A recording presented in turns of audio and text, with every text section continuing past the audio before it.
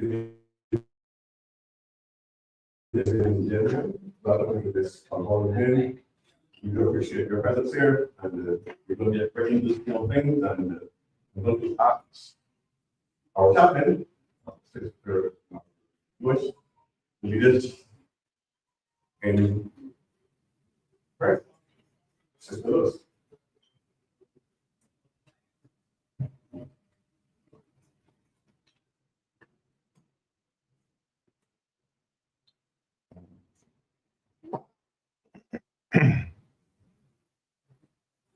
I'm standing again.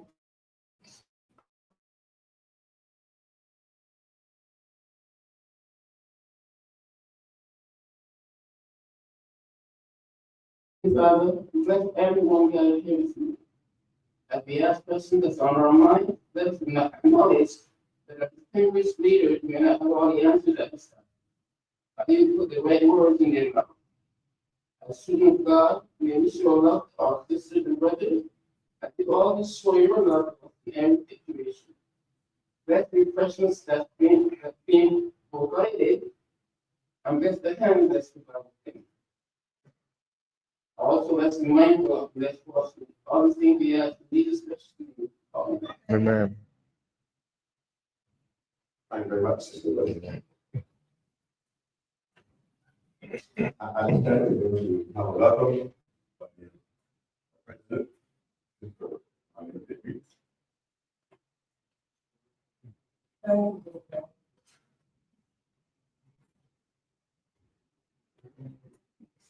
Members of the head table, National Congress of the Members Party, here at home. Ladies and gentlemen, welcome to the Townhall meeting. I'm talking already to answer questions. I hope that we informative and educating. I also wish to express special thanks to the delegation coming from Barbados to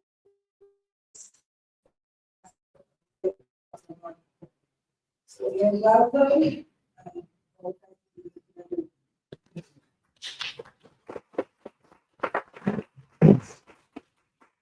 Thank you very much, Marlene. At this time, we're going to have some brief remarks.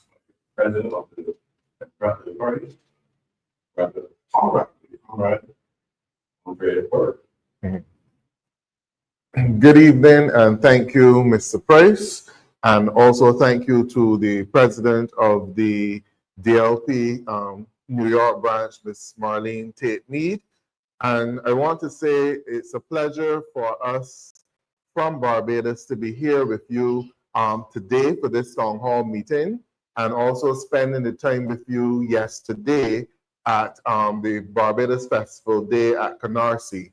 We really did have a wonderful time, and it's a beautiful event, and we want to commend you for keeping the Democratic Labour Party flag flying within the USA with a spectacular event that brings out Barbadian part of America as far as California and Canada, just to spend time over the weekend with other Barbadians.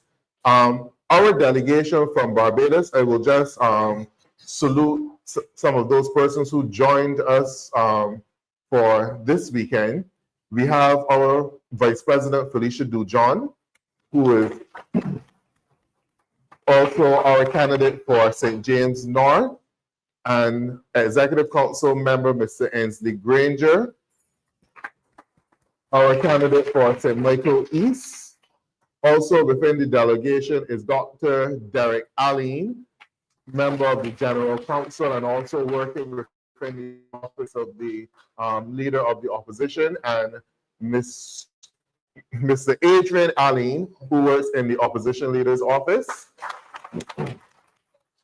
We have David Boyne, who is our communications person handling the stream today, and his wife, Maureen Wiltshire. He's David Wiltshire, she's Maureen Wiltshire.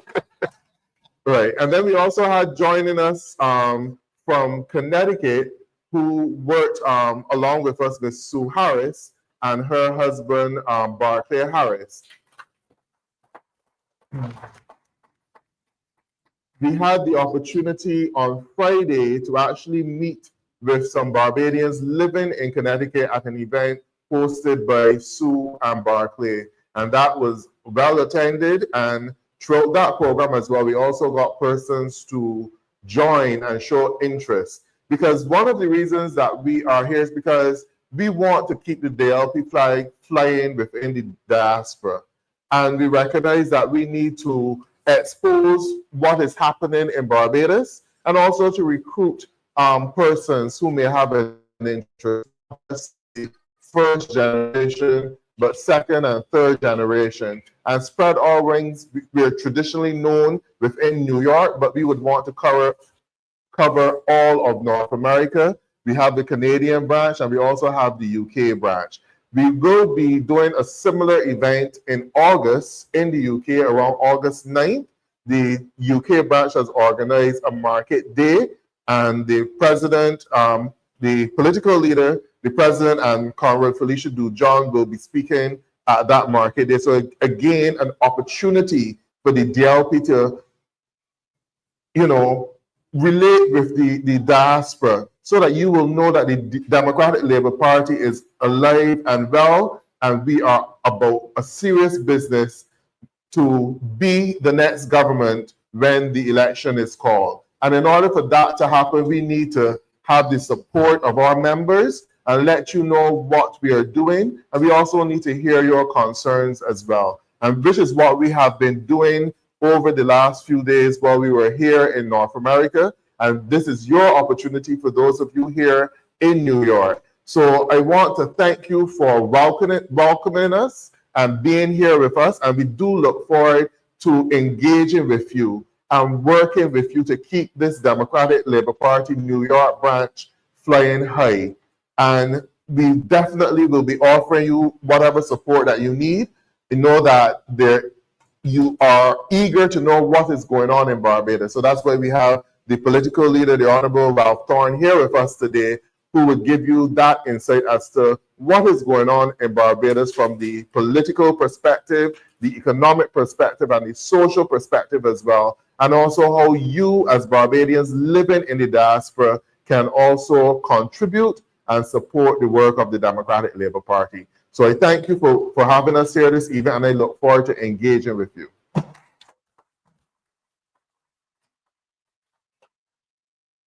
Thank you very much for Andre.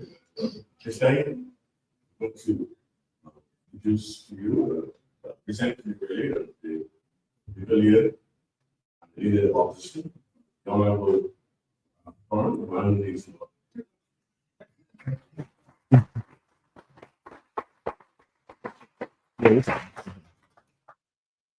Thank you very much. Good evening to everyone. And let me acknowledge the head table president and former Consul General, Mr. Price, President, Senator, and Very World.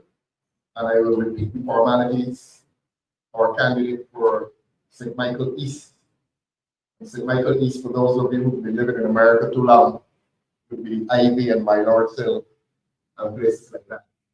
Mr. Ainsley Granger. Ainsley is a lawyer in Barbados, and before he became a lawyer, he was a good police officer, and he's now a good lawyer. I don't know why that evokes laughter. If you think that a man cannot spend much of his life arresting people and then in the second half of his life defend them, it is possible. Next to him is his Felicia Dujon, who was our standing bearer in the last election.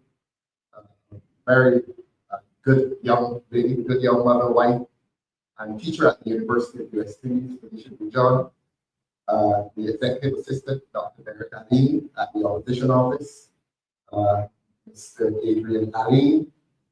A lot of you see the LPTV and the press conferences That's Mr. David Wiltshire Bowen.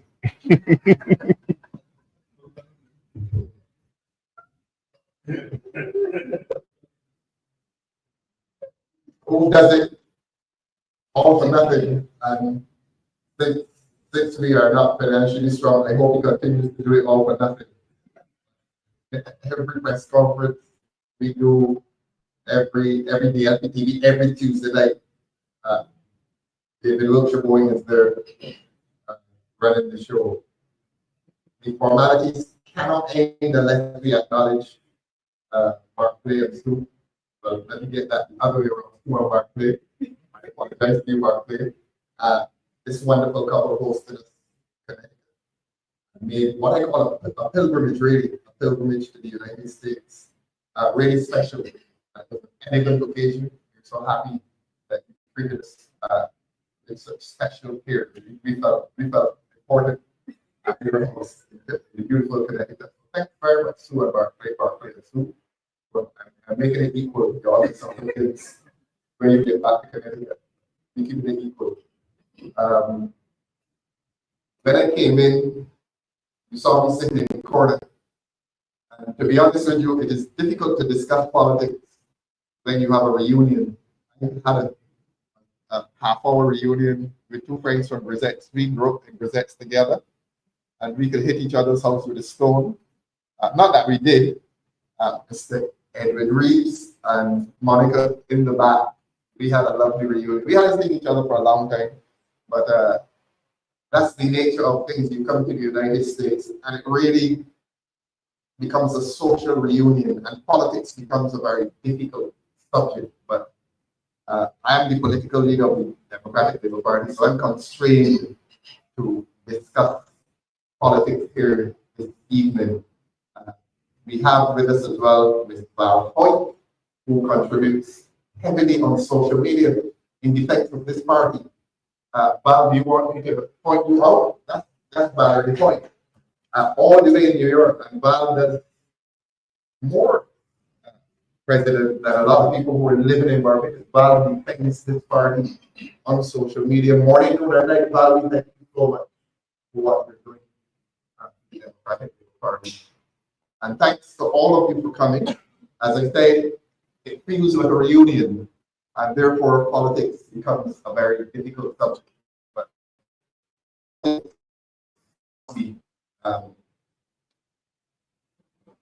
just today in Barbados, Sunday, a young man was shot in Eden Lodge. Today, at about 12:15, midday, you would have heard that just about 2 Sundays ago, 2 or 3 Sundays ago, high daytime again, just up the street, Monica and Edwin would know these places well. He was killed at the Montgomery pasture. Who knows Montgomery? Pasture people, excellent. That's O'Neill. Welcome, O'Neill. O'Neill Jones. Why did you come to the Grisette reunion just now? O'Neill grew up with this in Grisette. And he was killed a few Sundays ago. And note the name of the week I'm speaking about, Sunday. He was killed at the Montgomery pasture.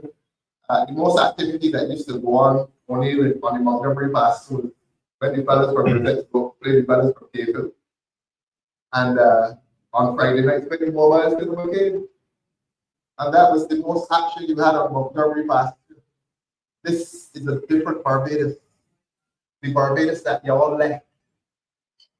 When you go back and you see it and you feel it, you may go to the beach and think that you're feeling the original Barbados, but it is not on the beaches. There's something that is happening within the communities of Barbados that you did not know when you left. And that's what we're here to speak about this evening. I always tell the story, and I'm sure you've heard me tell the story, that when the Pan Am door closed, because I think this is the Pan Am generation here. This is the Blue generation. Right, this is the Pan Am generation, and possibly Easter. Possibly. And I want you all to confess what y'all did when the door closed. But when the door closed, we used to cry. We leave in the airport and we balling. Y'all used to pray inside the thing. But until it nobody prayed, and you born into it. Yes. And I always express gratitude to you. In many ways, the pioneers coming into a country where you face initial loneliness. I was speaking to Levi Walks. I haven't seen Levi since 1991. He was surprised I remember him. Levi is supposed to hear this evening, but I think he may still have a Barbadian passport, so we expect him to be late. And we had a lovely conversation yesterday when Levi came here from St. Andrew in 1975. And he wanted a ticket to go back immediately. The loneliness that he faced, the absolute loneliness in the United States, and landed in the middle of winter, something he had heard about it, but to feel and experience it. And y'all are heroes, you know, for coming into a country facing loneliness, you know, possibly facing other social factors like racism and so on, and surviving it. And not only surviving it, but making for our survival back home. Because, you know, you left communities of poverty. And in coming here, you alleviated to a large extent that poverty. And I want to tell you that so significant was your alleviation of the poverty that you left behind, that when the central bank is doing its report, it calculates the figures of remittances, don't worry about the big word, money that you send back. It's calculated in central bank report as part of Barbados' national income, so that has been the extent of your contribution to your country that you love and still love. And we are here this evening to return that love with the good news of Barbados, that there is hope, that hope never dies, but with the bad news that we now live in a society which on Sunday afternoons, young men are being shot in Barbados. Sundays used to be the general hour. In Barbados, you left on Sundays, everybody, the only noise in the street was the noise of people going to or from church. And even the rum shops, the front door was closed, but you had a side door. Every time you walked to the water, he had to take through the side door and get a snack. The blue generation does not know what is a snack. Your generation, the Pan generation knows what's a snack. So a fellow who could have waited until Monday would go by the side door and the shopkeeper would moisturize it. But that is the Sunday that we knew. And I started on today's violence to indicate to you, and it is not isolated. These fellas have no regard for the day of the week, the sacredness of the day. You know Sundays, and they are violating the sacredness of Sundays by killing each other, not hitting each other with big rocks, pulling guns, very violent, noisy guns, and shooting each other. Why is it happening? Why is this happening? Now, we normally accuse the government of not doing what it should do to curb violence in Barbados. And the government's response has been that you cannot politicize violence, crime of violence. That crime is not a political issue, and we challenge that. Of course, crime is a political issue. And hopefully, we will demonstrate to you how crime becomes a political issue. I made some notes. Last night again, a lady in Warren's car park at around 7 o'clock. I take it you know Warren's, and I take it you know Massey. In Warren's, you come here late, and you know easy. Better late than never. Come, we're having a reunion. Warren's last night at 7 o'clock was a place of violence again, and this audience, like the churches, is majority female. And I want to say to you that a lot of the violence and crime is targeting women, and they target women because they're women, because women are perceived as the weaker sex and they're vulnerable, so they are targeting women. And just last night, the lady gets into her car, comes out to the supermarket, gets into her car, and while she sits in the front seat, a man jumps into the passenger seat, another one pulls her out of the driver's seat, and they tried. And this is happening in Barbados. And it is not isolated. Again, last night, there was some incident at Top Rock gas station. And these are very public places. Crime has come into very public places in Barbados. And you have a government saying, but that's not a political issue, that we're not responsible for that. We're not blaming government, as I always say, we're not blaming government for every incident of crime. But government has a political responsibility to use the resources at its disposal and to empower the police service. And not only to empower the police service, but to go to Parliament and pass laws that will contribute towards curbing crime in Barbados. So it is a political issue. How can you say crime is not a political issue, and yet a government appoints a minister for crime prevention? So the minister for crime prevention is a politician. And if he is responsible for crime prevention, it is a political issue because the government intervenes with political solutions to prevent crime. So there is a contradiction in what government is telling you. It's not a political issue. Of course, it's a political issue. Those incidents to which I referred are going to be important as we have our discussion here this evening. My topic then is culture and crime in a changing society. What can a government do?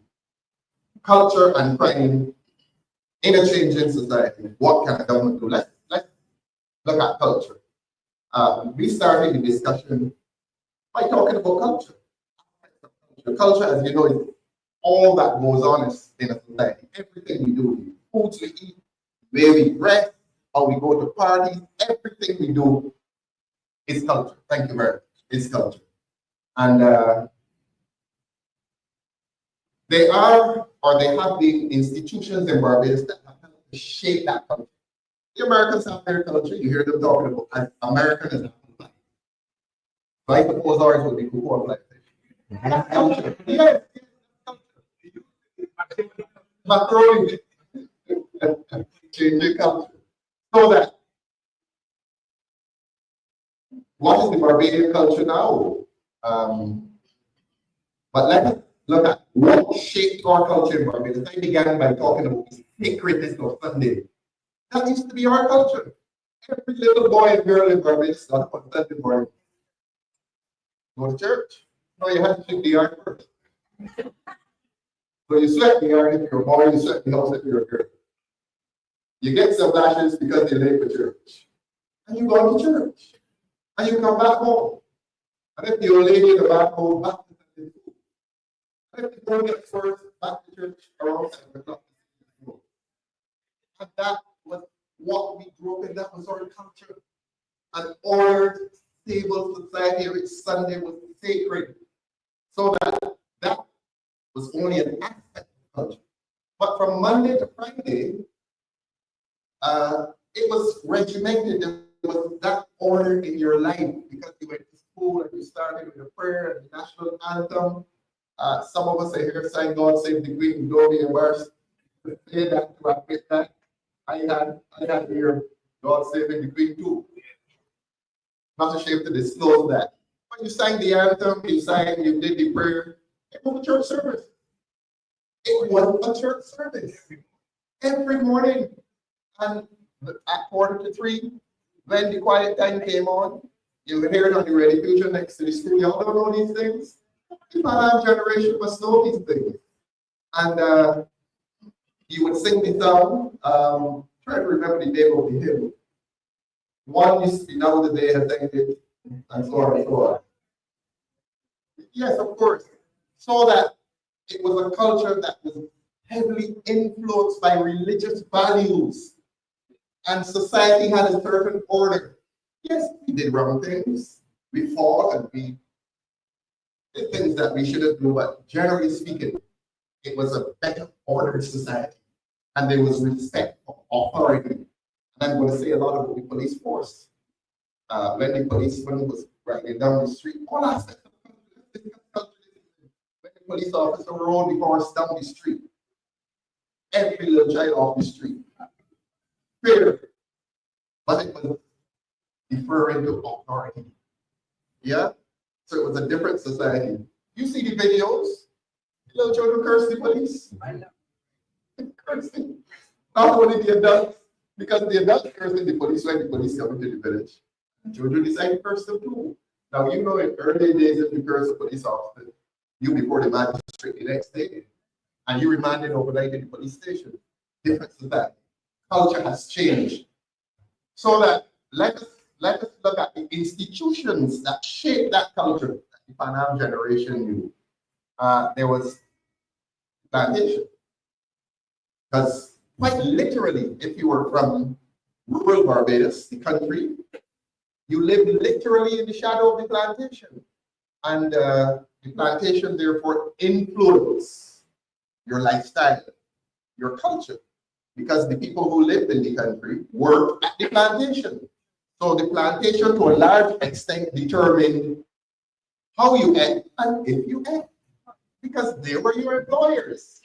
Yeah, I mean, some people would become fishermen and so on, and by the way, fishermen are important as the first expression of free labor in Barbados. Not respected, but they were the first, among the first agents that expressed freedom of labor. They didn't have to go on any plantation like the rest of us.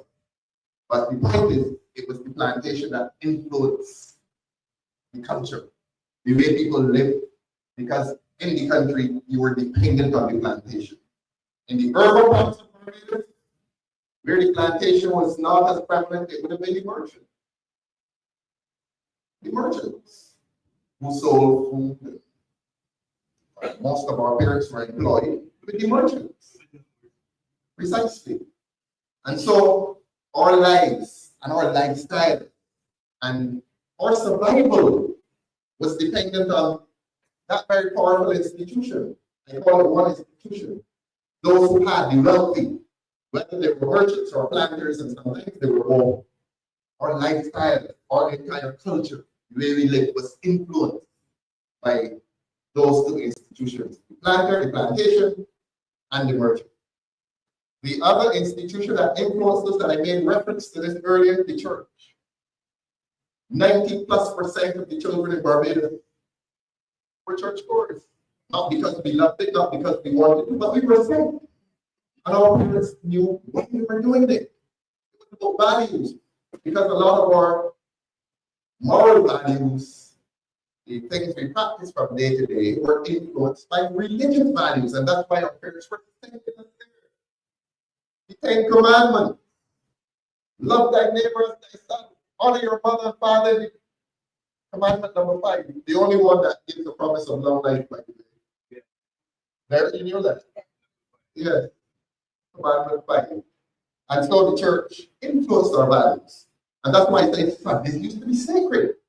Because you could not imagine that a fellow would even plant a rock at another fellow on a Sunday. If you were playing pizza, for the ladies now, if you're playing pizza on the front step, that's the part you could go on that generation. You could only go on the front step.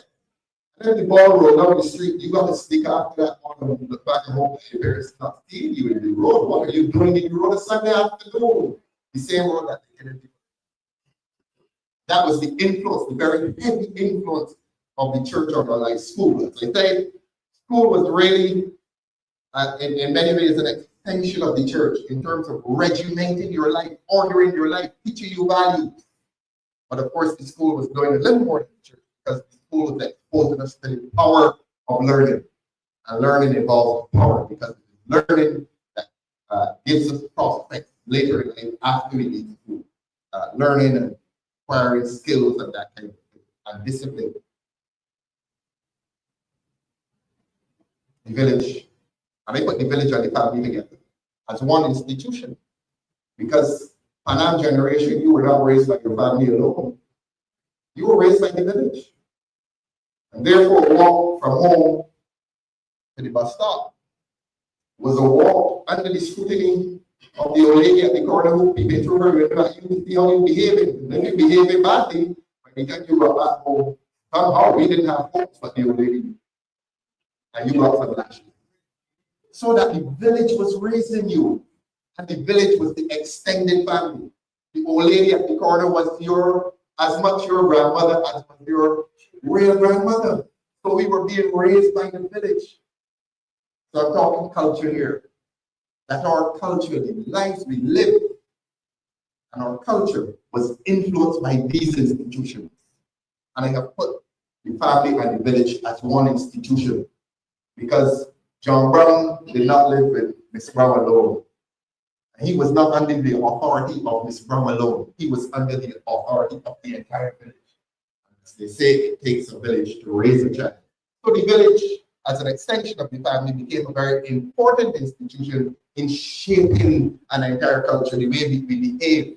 The fact that we come to New York and I see any Greeks and he and I talking like brothers, same village, Monica, same village, same respect, a shared experience, all born out of a shared experience in the village. And this is true for everyone in this room, Pan Am generation. It is true for everyone. You meet somebody from your village, you'll ask some quarrel sometime back, but you meet it in New York, so you're better get along.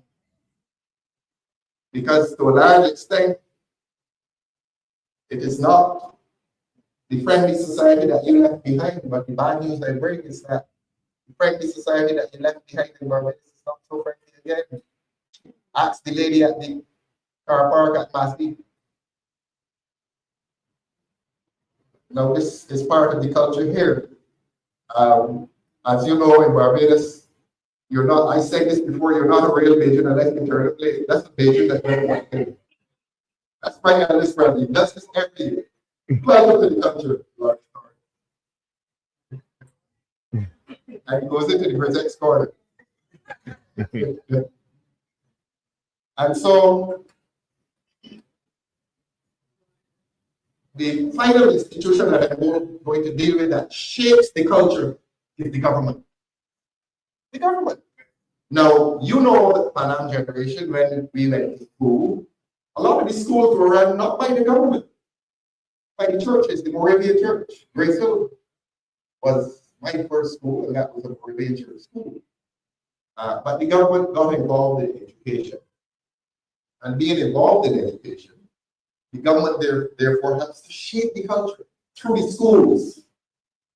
And the government helps to shape the culture through schools that instill lives of order, lives of personal order. You need to be aware that the government has spent the last 7 years threatening to dismantle the educational system that you and I know.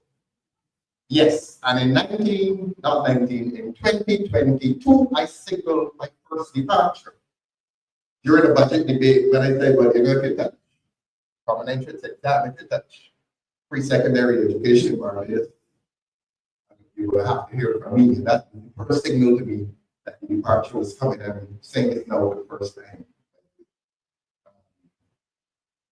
But it is the government through the state, the institutions of the state, that helps to shape the culture, the local culture.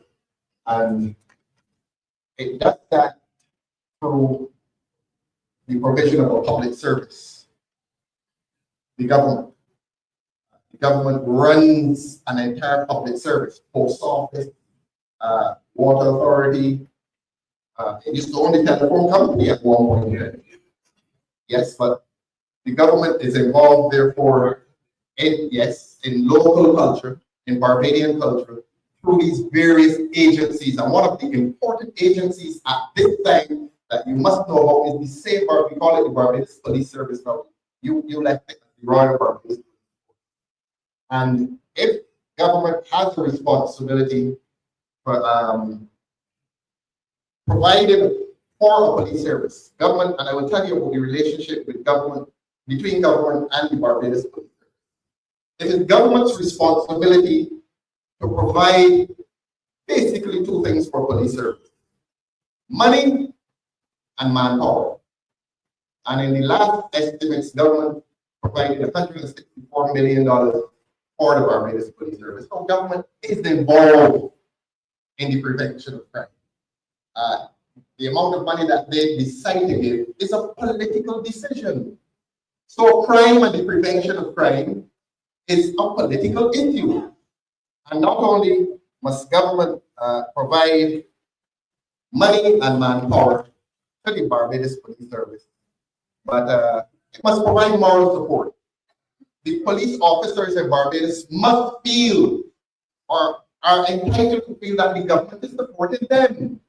But what makes the relationship between although the government provides manpower through the vote of money and money itself to run the thing, the police service is not the servant of the government. It is not. If the police service were the servant of the government, the head of the government could tell the commissioner who to charge or who not to charge, so that the law prevents the government from having that direct influence in the day-to-day affairs of the police service by inserting in the law, stipulating in the law, that the commissioner is responsible to the Governor General, now called the President. It bypasses the Prime Minister, the Attorney General. They have no business. No politician has any business in the day-to-day affairs of the Barbados Police Service. Their role is to provide manpower, that is to say, enough posts that you can have enough police officers. They're supposed to build police stations, for example, and they're supposed to provide moral support. They're supposed, the police service is supposed to feel and entitled to feel that it has the support of the government, but it is independent of the government. So that the Prime Minister cannot call any police officer from the commissioner back down to the most junior constable and direct them as to who can be charged for a criminal offense. If that were so, it becomes a police state, and all hell breaks loose that. Now, I have come here to tell the truth, and I don't know how far the news reaches New York, or if it reaches New York from Barbados.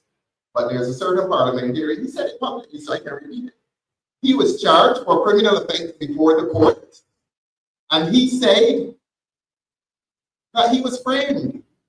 And he called the minister by name and said that the minister gave evidence against him in court and lied on him.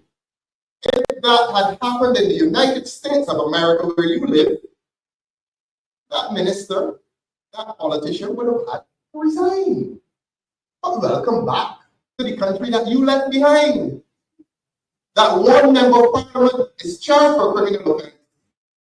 He is acquitted, and on the steps of the court, he said, one, I was framed, and two, I was lied upon by a member of the cabinet. He says that. Nothing happens. Nothing happens. In the United States, in Britain, in any civilized democracy, there would have been a pocket of crime, there would have been an inquiry, and somebody would have had to have left office. Go to Barbados. This has happened. Y'all didn't know this? You're busy up there. You're real busy. Because something as serious as this happens in Barbados. And life goes on as normal. And we talk about how we, but not we, some people say, oh, we with the government. I'm going to tell you some stories about the government. I really wish that I could come here and discuss present, Cape Verde, the large and the pleasant side of Barbados that you like, but the business decision has to be serious. I have to tell you of the country that you left behind, and I have to tell you that it's now a different country. Now, I was on to the government's relationship with the police service.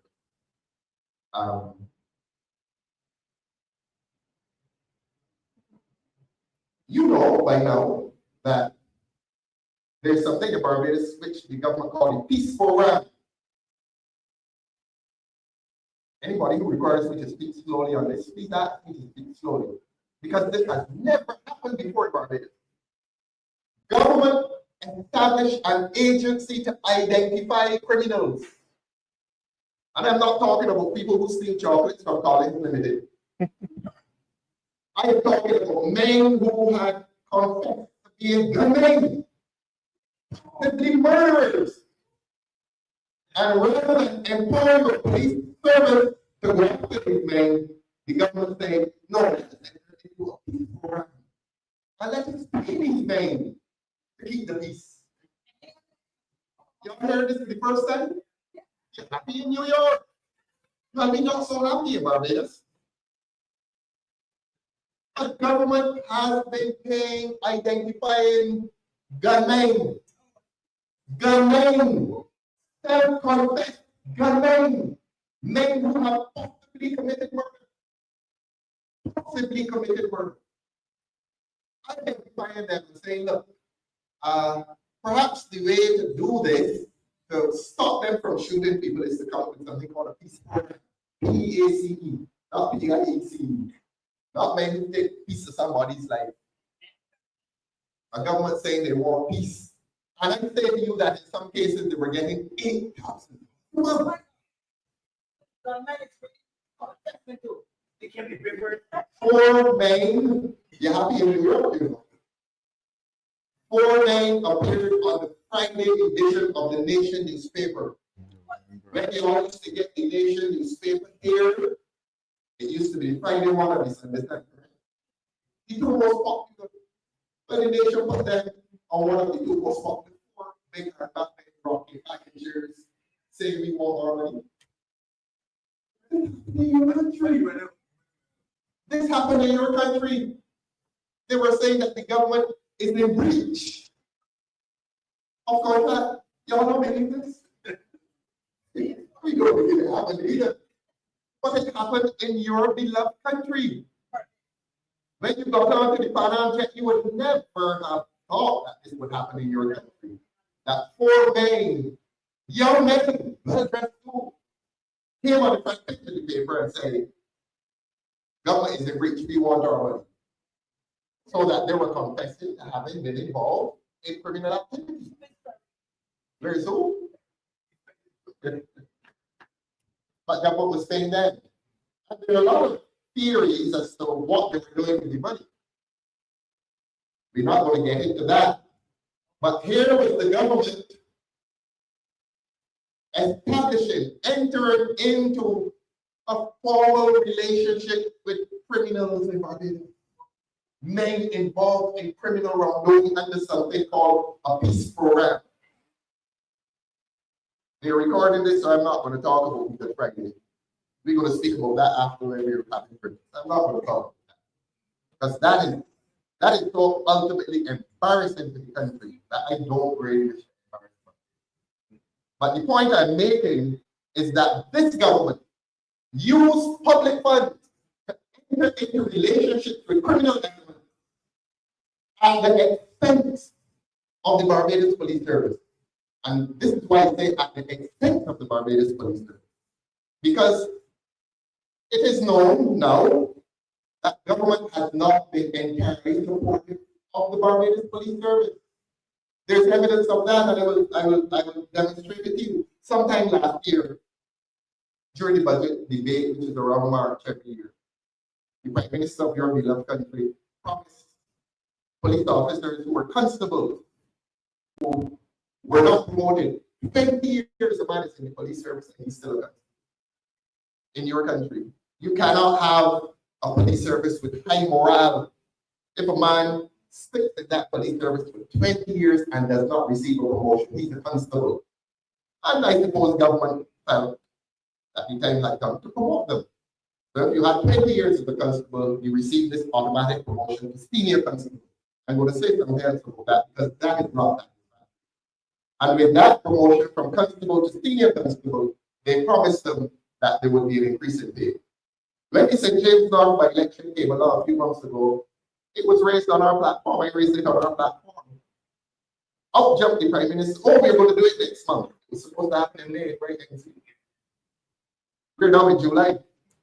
Government still has not kept the promise that there are constables in the Barbados Police Service who have served 32 years without promotion, and they're still waiting on the increased pay that government promised them last year.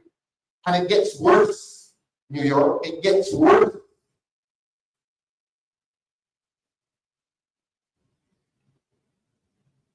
I wonder if there's everything I should say, but I'll say it.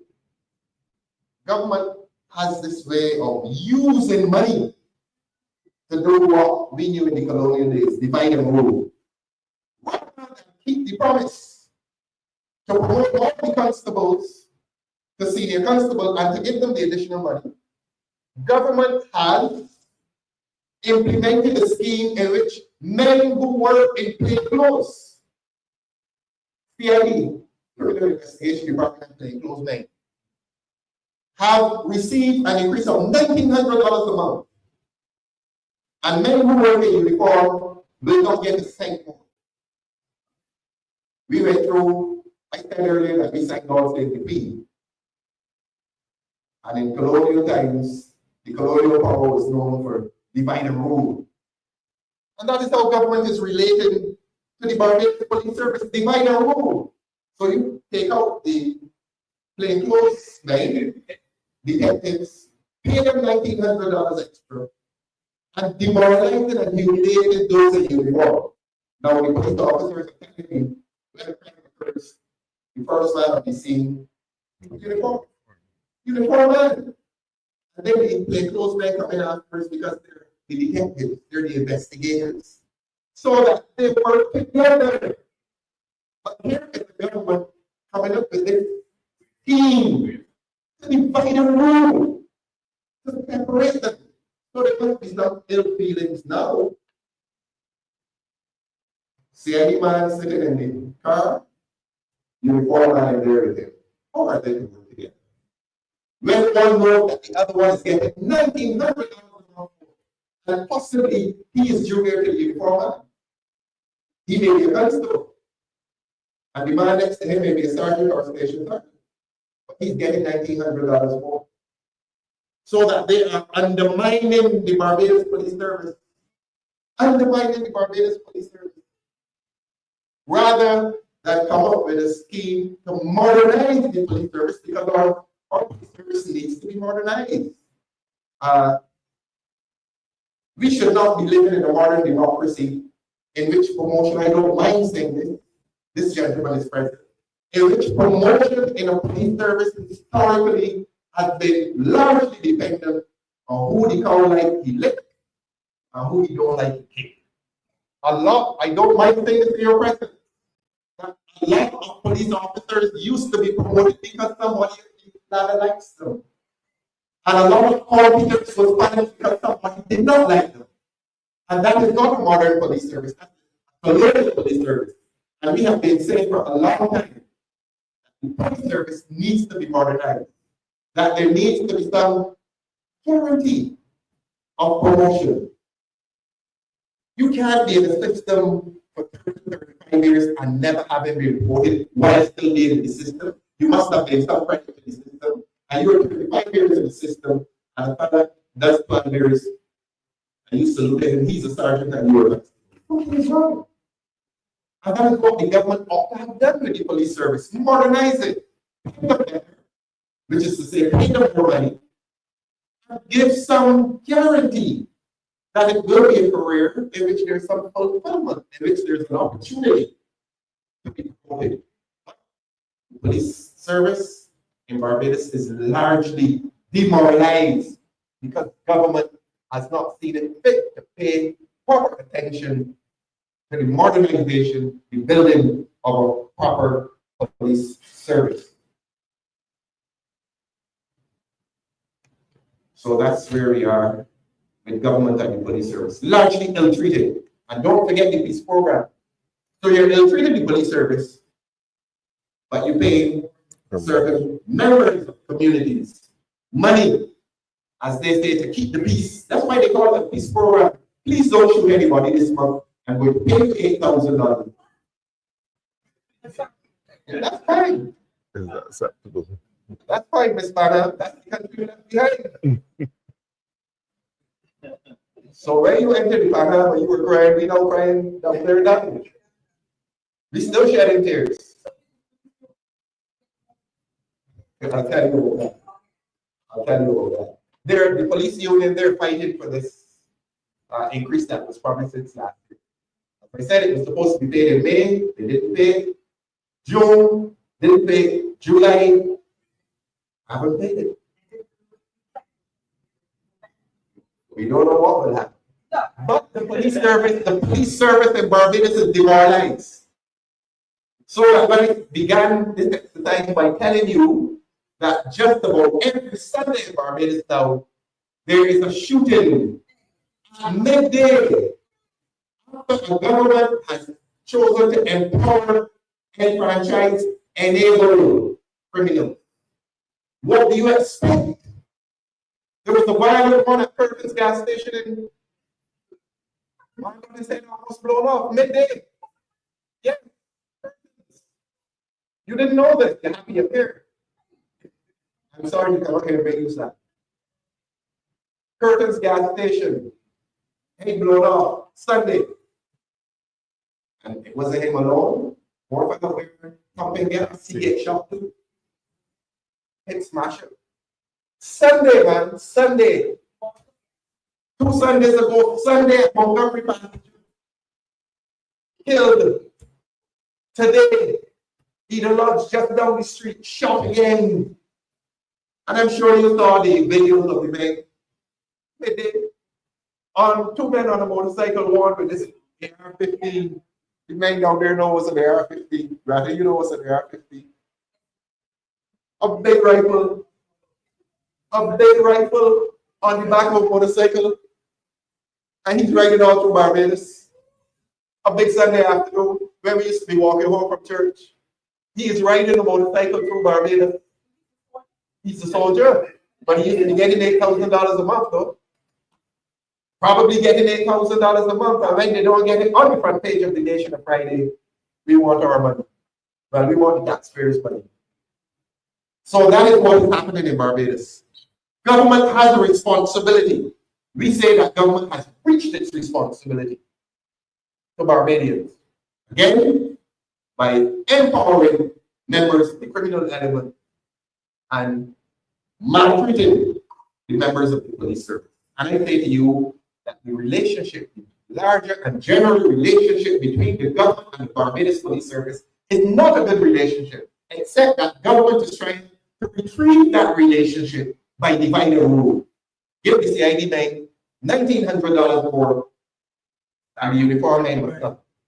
And you expect to have a police service that you can call one police service that works for the good of the country. But that is how this government is. This government is very transactional. This government believes that every problem can be solved. Bring some money and solve the problem. And that's why we had the theme, you know. Morality over money.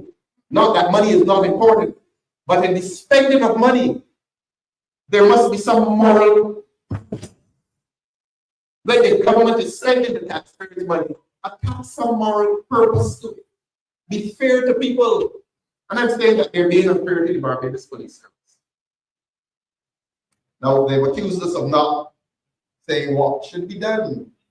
For the last 2 years, we have been telling the government that they have the power to go to Parliament and pass laws. There's a legislative objective. This government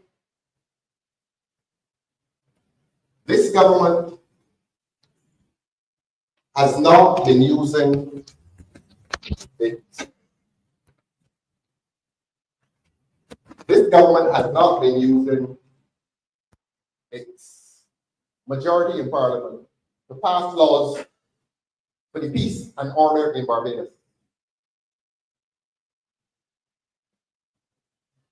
I say to you what you probably do not know, that a lot of the men, it was discovered by the police that a lot of the men who were committing murder, they were on bail for having committed earlier murders. So you would have had men, possibly, on the Sunday, who shot and killed somebody, and when the police found them, it was discovered that they were on bail for murder that they had committed perhaps the year before. And I told the Parliament, look, this is untenable. And I said it publicly. We held a press conference, and I said, you must pass a new bail act. You cannot have a situation in a country in which a man murders somebody, whether it's Sunday at midday or Wednesday at midnight, and when he is held, it is discovered that a court had given him bail for an earlier murder. So he had his trial on the first murder, and while he was out on bail, he went and killed somebody else. No, that is not a human being who has any regard for civil society. That is not. But that's the Barbados in which you're living. And when the Attorney General brought the new bail act to Parliament, he confessed and said, look, I am bringing this here in response to a call made by the leader of the opposition. Not boasting about anything, go on YouTube or watch it. You know that when government brought the new bail act, it did very little more, if anything more, than the existing bail act. Before this, the first bail act, or the bail act that they revoked, was passed, I think, around 2000. Before that bail act, everybody in this room knows that if you kill somebody in Barbados, Pan generation, if you kill somebody, you could not get bail. You were up the road. And if the trial took 3 years, you're up the road. But the government passed the bail act around 2000 and said, okay, you can now get bail for murder. Right? So they started giving these men bail for murder. So a fellow commits murder, trial doesn't come up, he gets bail, and he goes and does another one. I say, no. Make the bail law stick. A man should not commit a murder, come out and do another murder. Why? Laws are made by men in Parliament, and you can pass the law to prevent that kind of thing. When they brought the new law to Parliament, it did not do anything.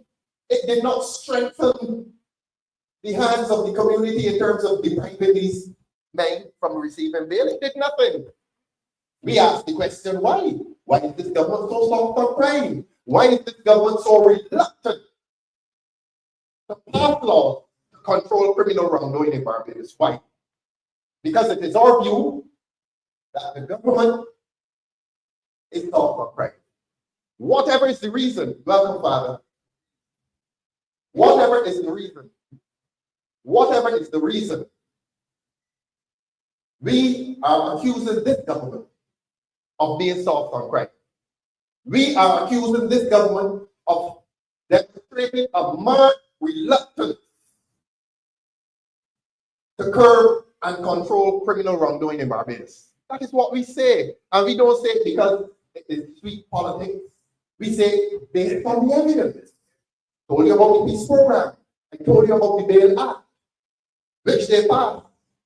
And although they passed that Bail Act very last year, you are still getting situations in which men who are proved to be killer shooters have been out on bail for earlier offenses. So the new Bail Act has not solved the problem. What is the government going to do? Well, we asked the government, they say we don't come with any solutions.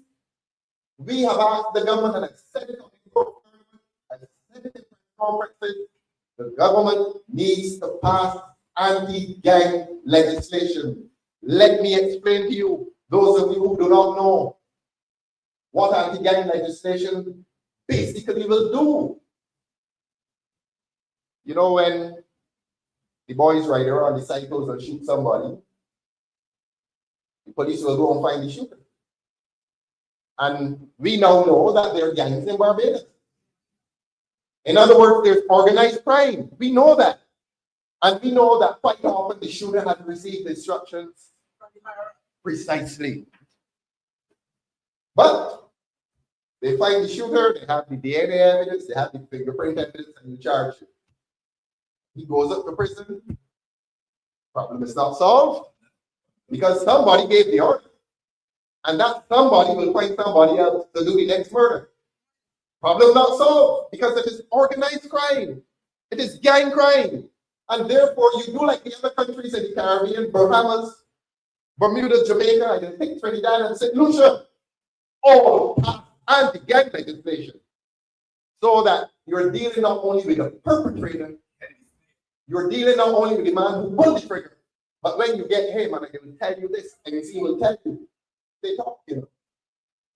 These boys talk. They talk. We used to be, of course, saying all kinds of things, but they talk. And the police will find out who is at the head of the stream. And that is what anti-gang legislation is about. It is intended to dismantle the gang, to go for the person who gave the order. I have asked this government repeatedly, pass anti-gang legislation. Go to the head of the stream, as we say in Barbados. Go to the person who gave the order. Go to the person at the head of the organization, because it is a criminal organization. Everybody in Barbados now knows that these are no random acts. There are criminal enterprises in Barbados who are at war with each other. And the bosses don't meet in the road and fight like Billy the Kid. They send people to shoot each other.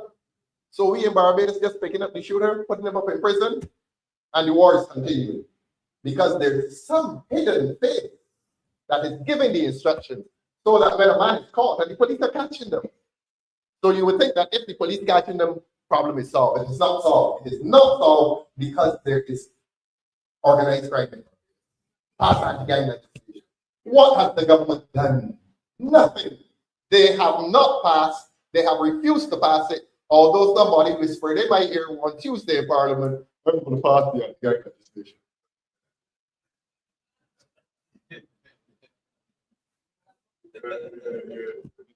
No names, man.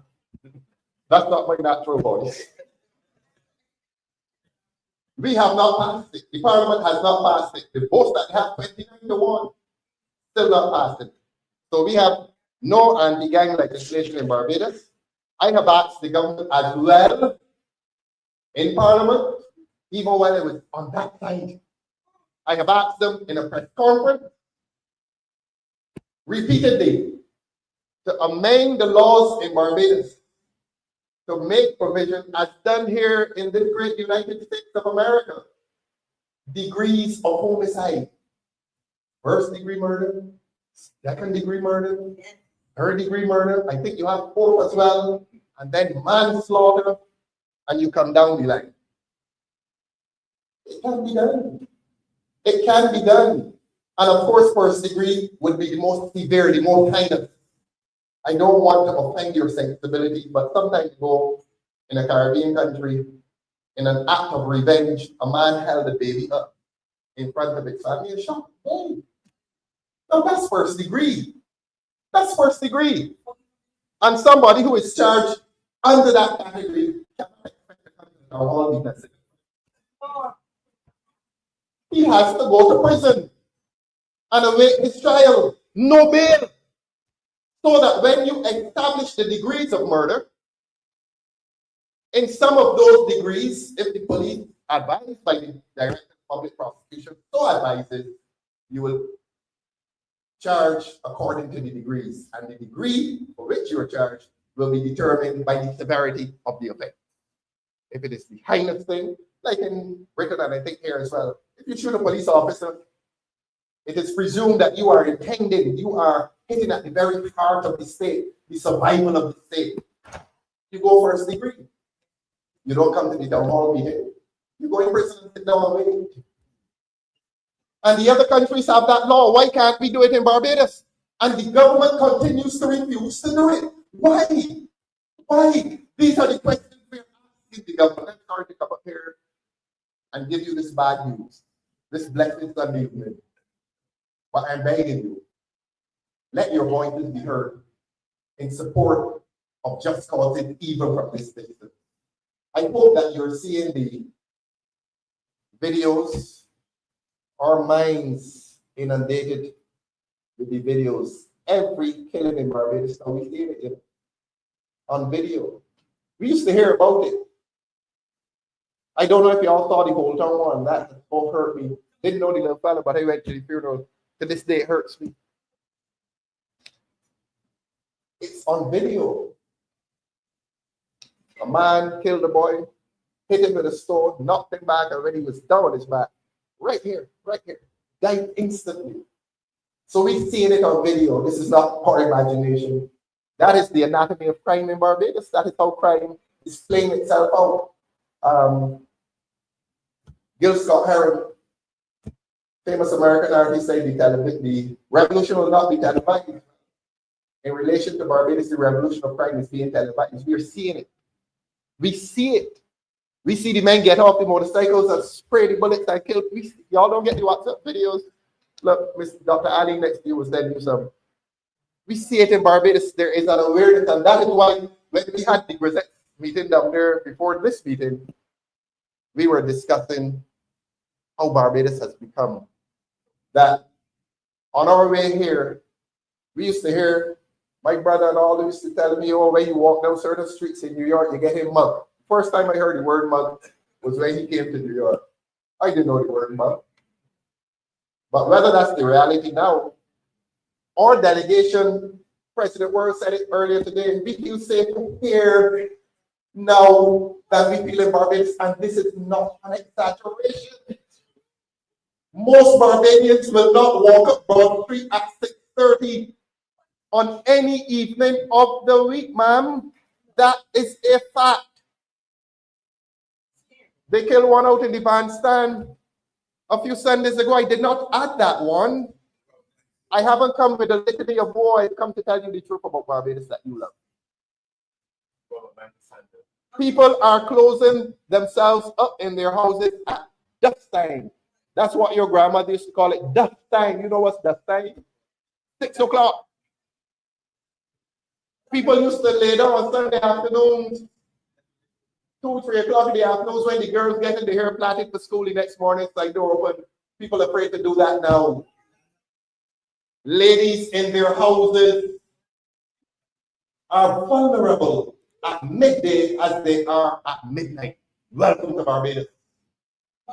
Welcome to Barbados, in which the government has not met its responsibility to curb crime in the country, in which we have a country where the government pays admitted criminal wrongdoers $8,000 a month not to commit crime. And the scheme has failed. Obviously, it has failed. It must fail. It must fail. We have had a situation in which they took the ministry away from, not him, the fellow from the city, Mr. Lane. I give them the respect.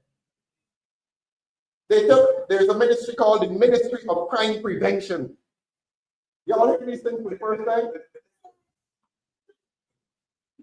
I came to talk culture and nice topics and about Pudding and South and how sweet life was in Barbados. So you got me here telling all these truths. Burn your heart. It's not easy there. It is not easy there.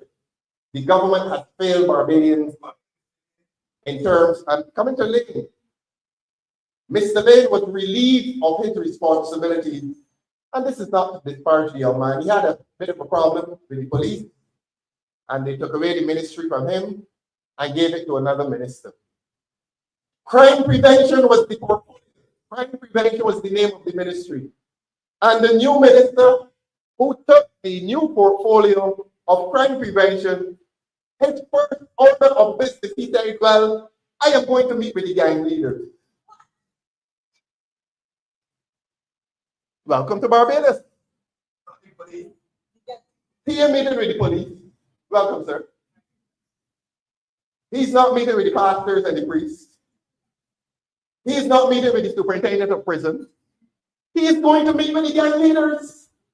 He is going to meet with the same persons against whom we should have had a gang legislation. He should have gone with the police commissioner and the senior members of the police service to say, look, these are the men. But the government knows who the men are because the minister said I'm going to meet with them. So Dr. Allen and I don't know who the gang leaders are, but the minister seems to know. And it gets worse. Reverend, and I'm going, this one is for you. 2 Sundays ago in Barbados, the deputy prime minister said, in relation to crime, because there was this really bad one, Sunday, a really bad shooting. Young man at Medave, Montgomery is shot by 2 men carrying a large rifle. And she seeks to give her explanation. She says, well, up to that point, 25 men had been shot and killed this year. Or 25 men had been killed, most of them shot. Your deputy prime minister said, Well, of the 25 who were shot and killed, I know personally 20 of them.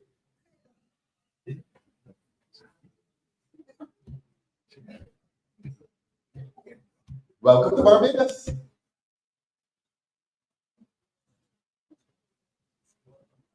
Mr. Dujon is going to Canada. Please travel safely. Thank you very much.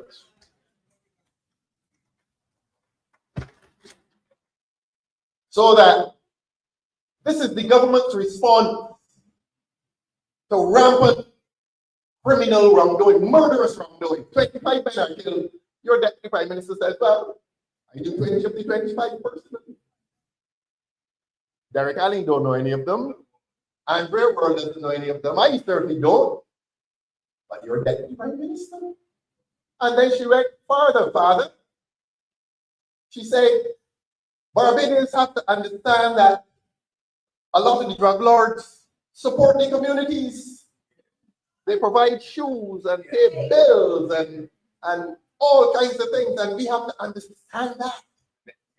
And the church, and she started turning on the church, Father, and say the church is not doing anything. That's what it is. These are senior government officials in Barbados. Issuing words of condemnation against the church and upholding in praise what they call gang leaders or drug lords, whatever term. That is the state of government in Barbados. That reflects how the government is related not only to the police service, but how it is related to peace-loving, upstanding citizens in Barbados. That government official reserves criticism for the church. Criticism and condemnation, and gives positive and favorable explanation to a relationship between drug lords and the communities in Barbados. And you tell me that you have a legitimate government, and you tell me that this government is a government that should survive the next election. And I will tell you what is this government's main strategy in trying to survive the next election as a government. Entertainment.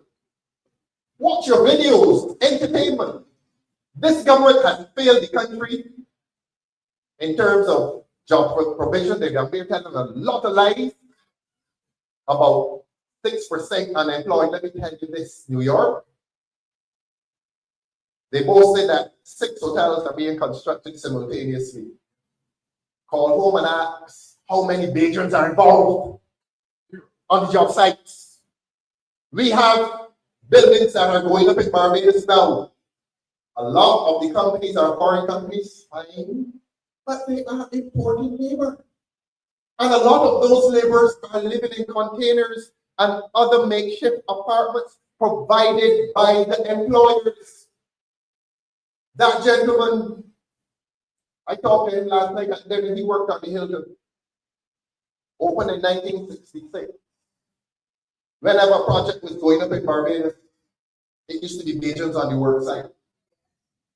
Indigo, which is the former Caribbean, I drive by there every morning. I look at them and I cock my ear and I try to hear the accent. Spanish. Down on the West Coast, Colombians, I have nothing against, because I'm speaking to an immigrant community. So we have no difficulty with labor migrating to another country. But a lot of our young people are not being given the opportunity to work. And that explains a lot of the criminal activity in Barbados. And a lot of them who may have the opportunity to work are being underpaid, for God's sake. They are young, they are children. I'm not going to call them young people. They are children in Barbados pumping gas and taking home less than $300 a week. Why? With children.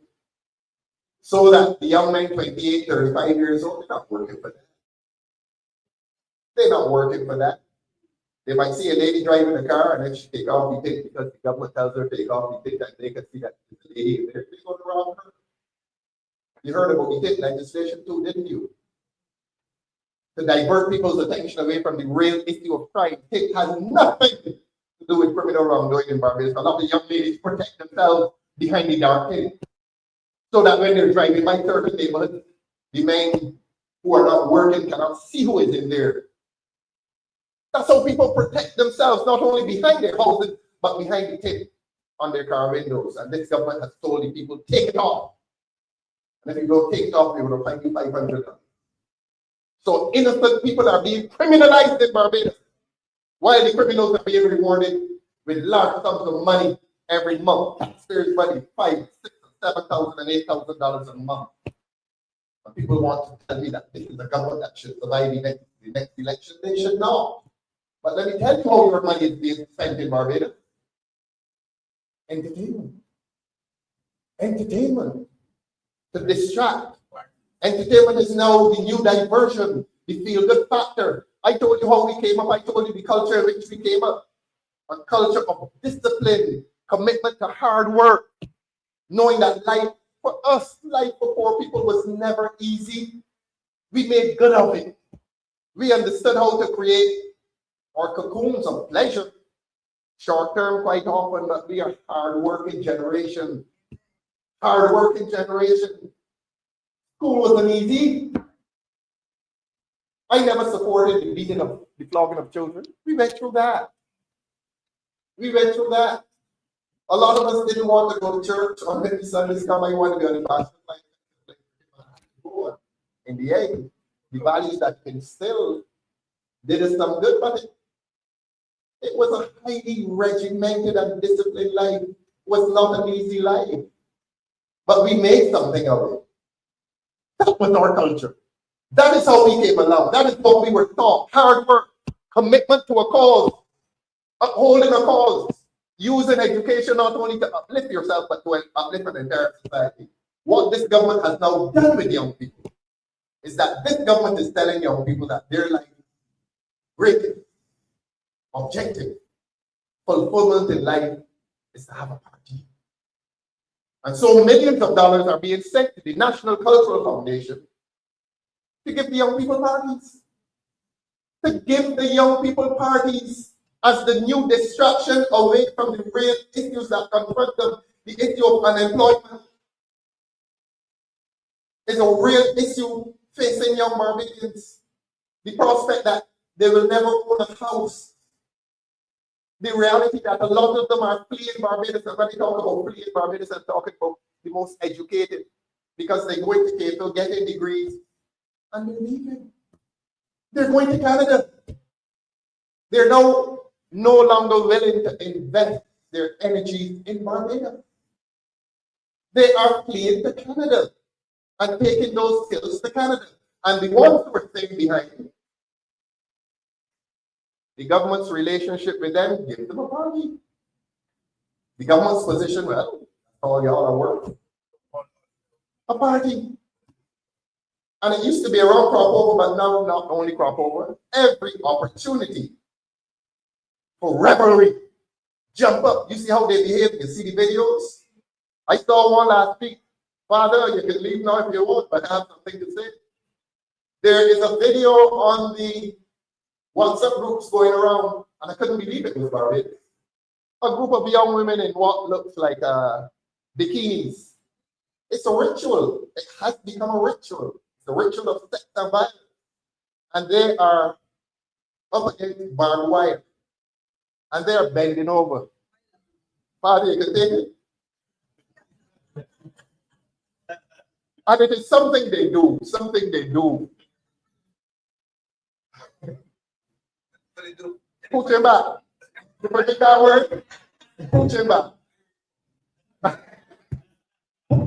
And it fascinated me, not in a good way, by the way, but and I'm saying, what is this ritual all about? These expressions of sex, and there is always a connection between sex and fire. Look at the dances, and look at how the men treat the women in these ritual dances, and it is violent. Because they jump up in the air, land on the woman, and then they go behind her, and the other word, fathers, they juke it. They juke it. And the women bend it over and then juke it too. And it is this ritual. Every day. And it has gone into the primary schools. Did you see the video last year of these innocent little children? And I'm not going to call the name of the school, but you all used to talk about town schools. It wasn't a town school, you know. It was a school in the country of innocent little children. I'm not going to tell you afterwards when we having breaks. I will tell you the school, but I don't want the others to know. And Barbadians were so shocked. Y'all have more time or you ran out of time? Barbadians were so shocked by it that everybody went into, we were repulsed by it. There was great national revulsion. People could not believe that 10-year-old children were doing the joking. Father, forgive me. The joking and the mooching back. Little boys or innocent children. Our children used to be our babies until when they left primary school. That behavior has gone into the primary schools. But along came our self-righteous prime minister, because the whole country is shocked now. Oh, let us have 5 minutes of prayer. And she was last seen in some yard up in Bashar, I believe it was. And she and 3 men up there with their heads bowed, and they say they pray. They say they pray against this lewdness, because the whole country was in shock. So she decided to jump on the bandwagon. I'm in shock too. Let us have 5 minutes of prayer. And she is up in Bashar or wherever it is in her constituency, the head bowed. The microphones never picked up what she was saying, but she claimed she was praying. You know, a few hours later, the same prime minister was at Electoral court. Joking. Y'all never saw the video? The same prime minister is on the video. I'm not telling lies. She can't sue me for defamation. Within hours, she was up there with one of the custodians behind her. Joking. Forgive me, Father. She was joking too.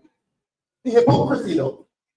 The hypocrisy, so that when I talk about the government and its relationship to a culture, the influence that a government has on a culture, that when you have high-ranking government officials praising drug lords and condemning the church, and when you have another high-ranking government official condemning little children for joking and hours later you joking too.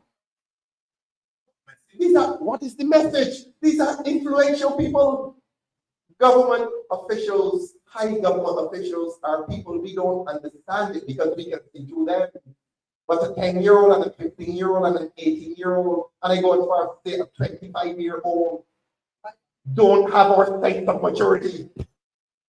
They don't have our sense of values. They don't have our fortitude. They don't have our experience. They cannot repel these influences in the way that we can see through it. But they see these glamorous, high-ranking government officials, and that is the influence. And they joke it. You got this year's Calypso. And they joke it. And so that is how the government is relating to young people in Barbados. Give them a pet. That is the new culture in Barbados. It doesn't matter if you're unemployed. It doesn't matter if you're underpaid. It doesn't matter if you will lose the little job you have next month or next week. I'm going to give you a pet. So come up and jump.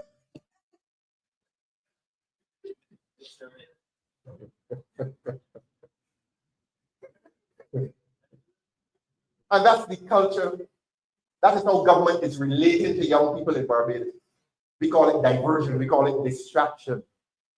And that has become the government's relationship with the culture of Barbados, with the people of Barbados. Now,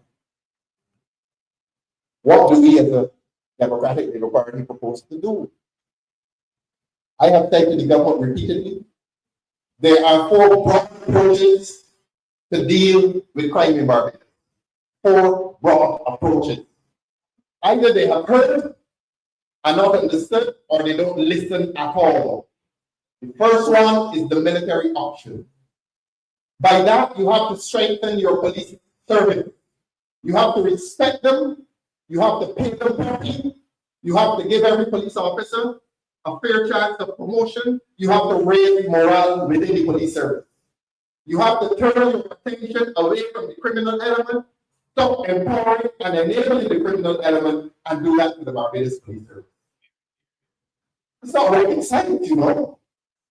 The other option is the legislative option. You have to impress Barbadians that is a government with 29 to 1 in the House, that you are interested in passing serious laws in Barbados. They're not serious, you know.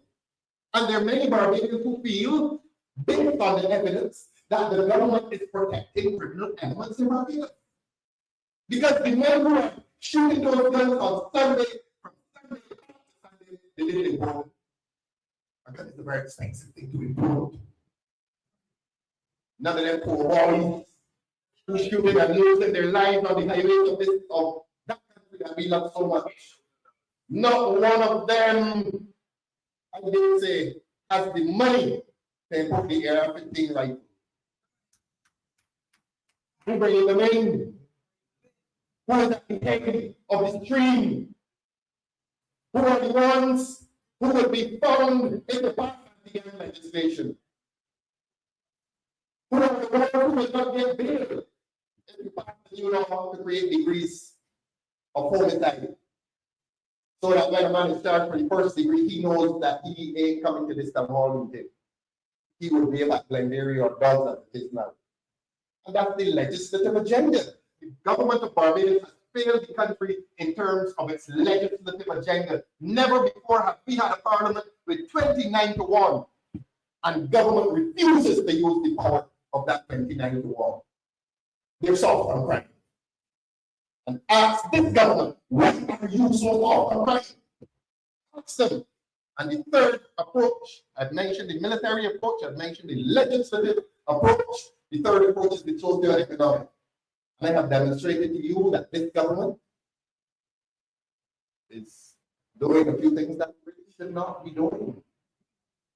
That there are too many people in Barbados who will not get a job because there are too many businesses that are excluding them. And the government is boasting of the exclusion. And all these buildings going up, and our carpenters and masons and steel vendors can't find a job on them because the labor is coming with them. So our people are being disadvantaged by unfair labor practices. And then, of course, there's the cultural approach. And I hope we've demonstrated to you that this government has gone morally adrift in its refusal to relate to young people in a way that is wholesome. It's fine to develop an entertainment industry. We support that. But along with an entertainment industry must be the development of the arts. You agree with me? You must develop the arts in Barbados. Folk singing has died. Dance is dying. Drumming is dying. We're not happy to see that and cattle. Happy to see from the Hainesville group. Those things that you, when you stepped on the Panama and you left behind, those cultural aspects, ma'am, have disappeared and are disappearing. We had Sing Out Barbados, Wilson Hill, Ellerslie, Shalom singers from the Catholic Church. I could name all the folk singing groups, Silver Tones, yes. They have disappeared. They have disappeared from the landscape. All aspects that stabilize Barbados. And I use the term moral balance. The things that were at the institutions that were at the foundation of our social stability, the church, the school. They allow the children now to go to school as they like. Standards gone. Children going into school now as they like. The school year is now starting with carnival. Look into it. Yes. Our secondary schools are beginning, the school year is beginning with bands coming in and the children do. That's how the school year is starting. We started with the national anthem and the hymns and the prayer and so on. Our standards have fallen. Our standards have dropped. I think it's gone on long enough. I think there are solutions. To resolve this social and political crisis in Barbados.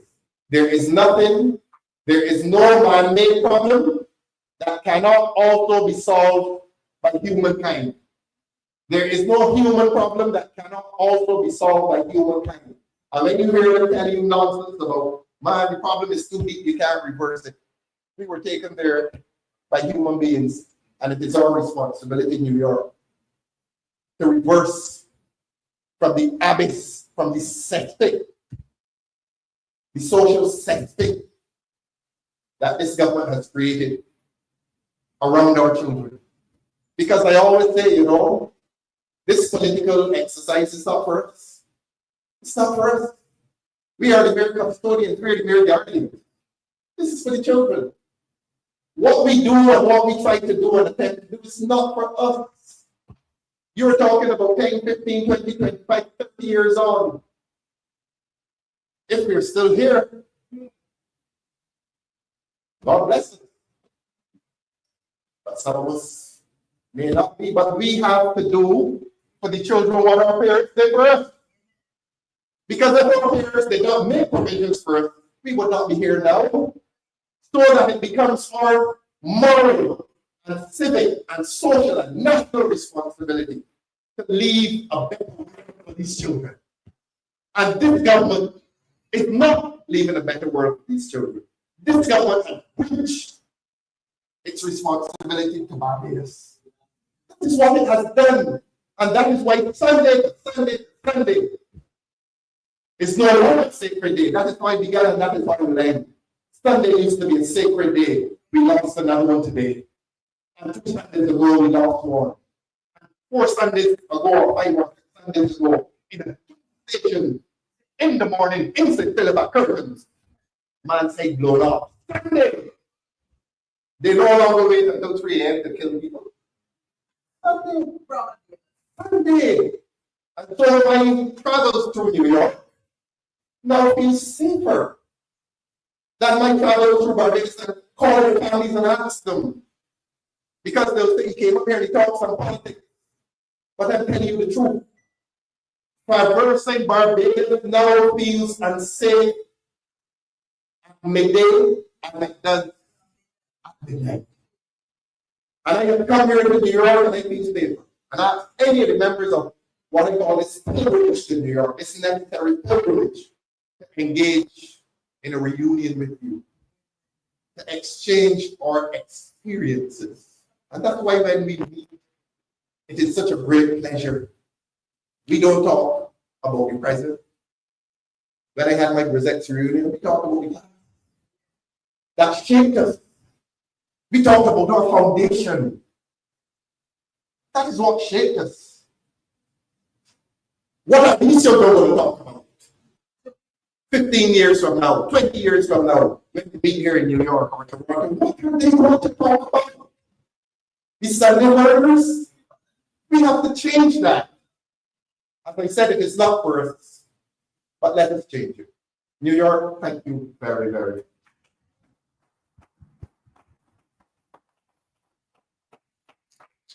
Yes, thank you very much, Dr. I understand we're going to entertain questions.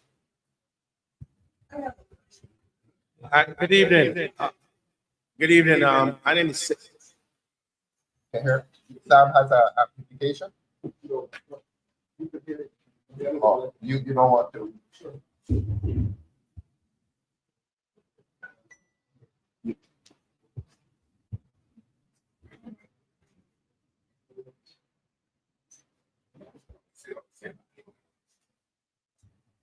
Good evening.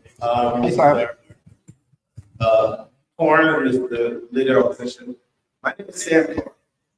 I took my day this evening time to come here to the Townhall meeting to address and ask a question with regard to Barbados. You spoke about the crime. I am part of the diaspora here. I am a very strong proponent of the historic rights. I am coming to you and asking your question this with regard to the new constitution that is being written in Barbados. Where are we placing our diaspora rights? I've said all the time, we come here, we have elected officials, prime ministers, both parties come here and say, oh yes, you're going to give us the right to vote. But we don't have enough votes, so the other side will knock back the etc. There's no reason now that we in diaspora should not have the right to vote in any new constitution that is being enacted. It's time we cannot check it down the road anymore. We spoke about the remittances that go into the treasury. It comes in a line. We have to wear that. We have taxes, we build houses, everything, taxes. My only question is, will you in any coming in administration give us the right to exercise the vote?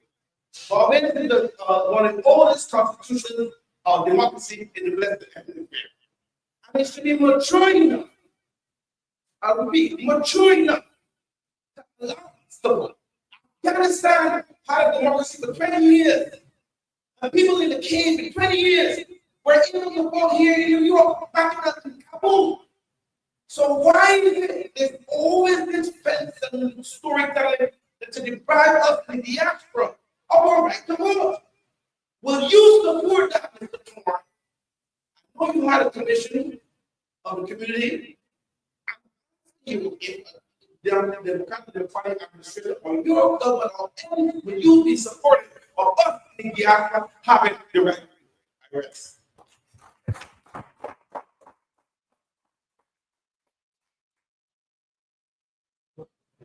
Oh. Let me ask Sam first. Sam, this is not an answer based on fear. This is an answer based on fear. I think the dialogue needs to take place. I think for a very activist diaspora, of which you're a representative, and you've been preaching this for a while, I think it is a discussion that has to take place nationally between people in the diaspora and Barbadians. There's a lot of fear at home. There's a lot of fear at home, obviously, if a government is entrenched. A government always fears being replaced by the diaspora. But this is a government which is not shy about bringing in people from across the Caribbean, incentivizing them, rewarding them with jobs and God knows whatever, and possibly putting them on the electoral list. I am saying to you, Sam, that I am watching that. I am watching the possibility that migrant labor in Barbados may find itself in the polling booth by a government which is resistant to the prospect of a Barbadian coming back home to vote. And that is why I say that it represents a double standard. And that is why I'm saying to you, Sam, it is a discussion that has to take place. I have proposed before that maybe it should be conditional. That's a personal view, not a national view, that if a man owns property in Barbados, man or woman owns property in Barbados, paying taxes, possibly employing somebody there, why not? Should he be entertained? If a person, based on residency, we know there are lots of Barbadians, 3 months here, 3 months there, 3 months. I mean, as far as I'm concerned, what we lawyers call ordinarily resident. That person is ordinarily resident in Barbados. So, Sam, I think it's a discussion, and I thank you for starting it. I thank you for your activism on it. I think it is a worthy discussion, and I think it is a discussion that must take place between the navel string and the diaspora. And you know what I mean by that. People who have their emotions invested in the plate of their navel string, are you going to shut them out? I don't think you can. I think you must enter dialogue. You want it in a new constitution. Are you aware that this government went republic 4 years ago and up to now have not passed a new Republican constitution?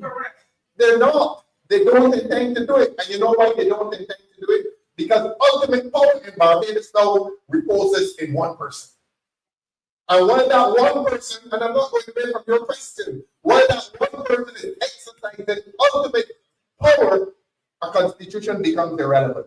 But I come back to your original question. I think it is a worthy discussion, and I think it is a discussion that must be given. Thank you very much. And I will just add this. You know, an American, any part of the world, can vote. Can vote.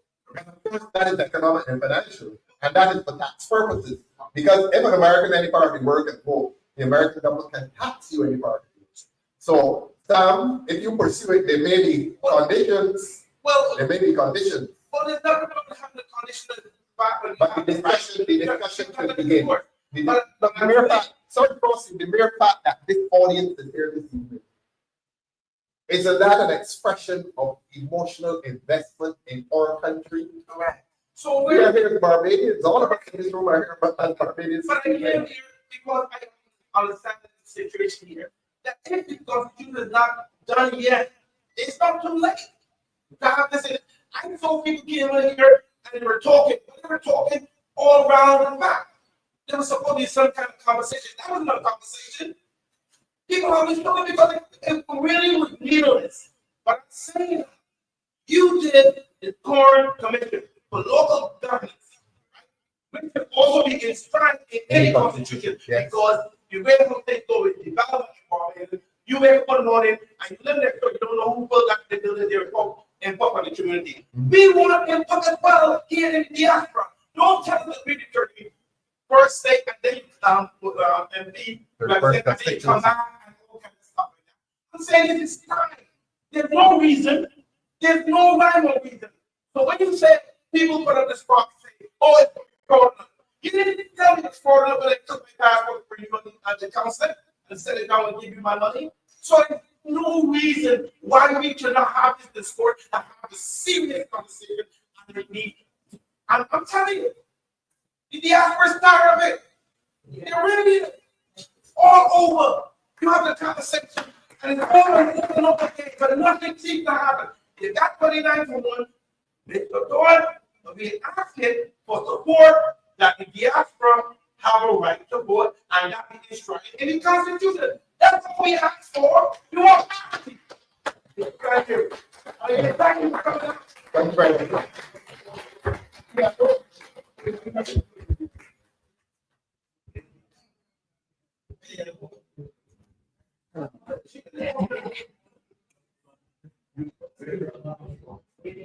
Good evening. Again. Good afternoon. Again, welcome to New York. Thank you very much. Thank you for your experience in New York. And thank you for enjoying New York. Yeah. But my question, you have to open up the bar on my question. Because my question was going to be the same thing as what you just said. Because we pay taxes in Barbados, we pay land taxes. And then again, we pay workers to cut the grass and whatever, and it comes on the tax bill. And I know in America, people in Barbados that went home, goes to the embassy and cast a vote. It goes to the Barbados embassy for America and cast their vote. Why we can't do the same thing, paying the same taxes as them? And my other question to you, so you answer more. Yes. Yes. My question is, with everything going on like this, we have a governor general of Barbados. Why? I've been saying, Philip, if there's so much action going on in Barbados, why can't she get involved or her office get involved and implement these changes in Barbados? President. I'm sorry. She's the president. So what is she saying in behalf of everybody getting sued and stuff? And that's something on. And my last very question is, I know that I was going to ask earlier, the criminals that are doing these shootings, what is the real nationality? Because everything between the organization of the United States, the invention and the illusion don't have to be like more. The Caribbeans, even though to come in birth, my ticket and come in belly out. You know, from eternity back. What do you think about everything changing as far as Barbadian doing criminal things? These people that doing these shootings in Barbados, are they really the city of Barbados, people coming in with guns, because Barbados has 3 ports of entry: the Old Steeville, Grand Adams, and Port St. Charles. So that means immigration is not doing their business. Immigration is not doing their job. Money, taxpayer money going up every year, immigration. And what are they doing for entries on yachts, entries on plane, entries on seas? What are they doing? Because these guns don't make it Barbados. Years ago, my mom told me back in the world, or whatever, they used to make them about these plantations, put these in there no more. One is these ERR stuff coming in from all over the world to Barbados. We only have 12.7. Correct me. The population of Barbados is 500,000 yet? 300. So if you're killing 2 people every day, that is down to 2 million. I want, and when we get home, we go to Parliament and let them know Barbadians in New York are Brooklyn Queens, because I got the 2 Brooklyn Queens. To hear every day about killings. And first one in Curtin, my family live up there. We want to know who bring it, if the other people that selling the law and your mother telling you, tell you come back next Sunday, come home, but she in the backyard. If those people bring it, the guns and the young people, St. Peter's, Stephen, let us know and go. Because unless somebody comes to take over Barbados for the next 2 years before the year, 200,000 people going to come and police stop me. Barbados. I'm really upset. I'm really crying to see that my little buddy in Barbados. We used to plant sugarcane and sell around. No, the little land I got it. My nephew asked me if he could plant stuff. So we call that weed on it. No. Rock hard, Barbados. Do not plant it. You can't plant some sugarcane. It'll be soft. Don't match that to them because they're going to choose something that they on it. But I'm really on a very serious note. What is the population of the arrest in Barbados? Nationality wise, we're going to put a curve on that. We're going to put a curve on that. We'll go back home and let us know because our voice matters. Our voice matters here in New York, in Chicago, in Washington, D.C., wherever we are. We is a loyal agent. I like to be loyal agent. Who are being raised from the sun, you never know. Thank you for that.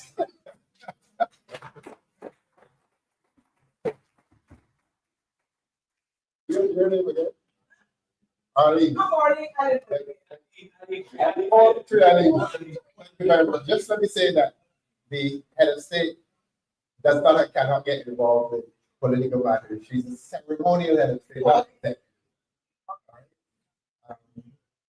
You asked something else. No, I don't. Definitely not. Definitely not. But I don't pretend expertise where I have none. To be honest with you, I don't know how we done stuff, and I don't know who did it. But I suspect that there are people in Barbados who know. That's all I'm saying. That's all I'm saying. Thank you very much.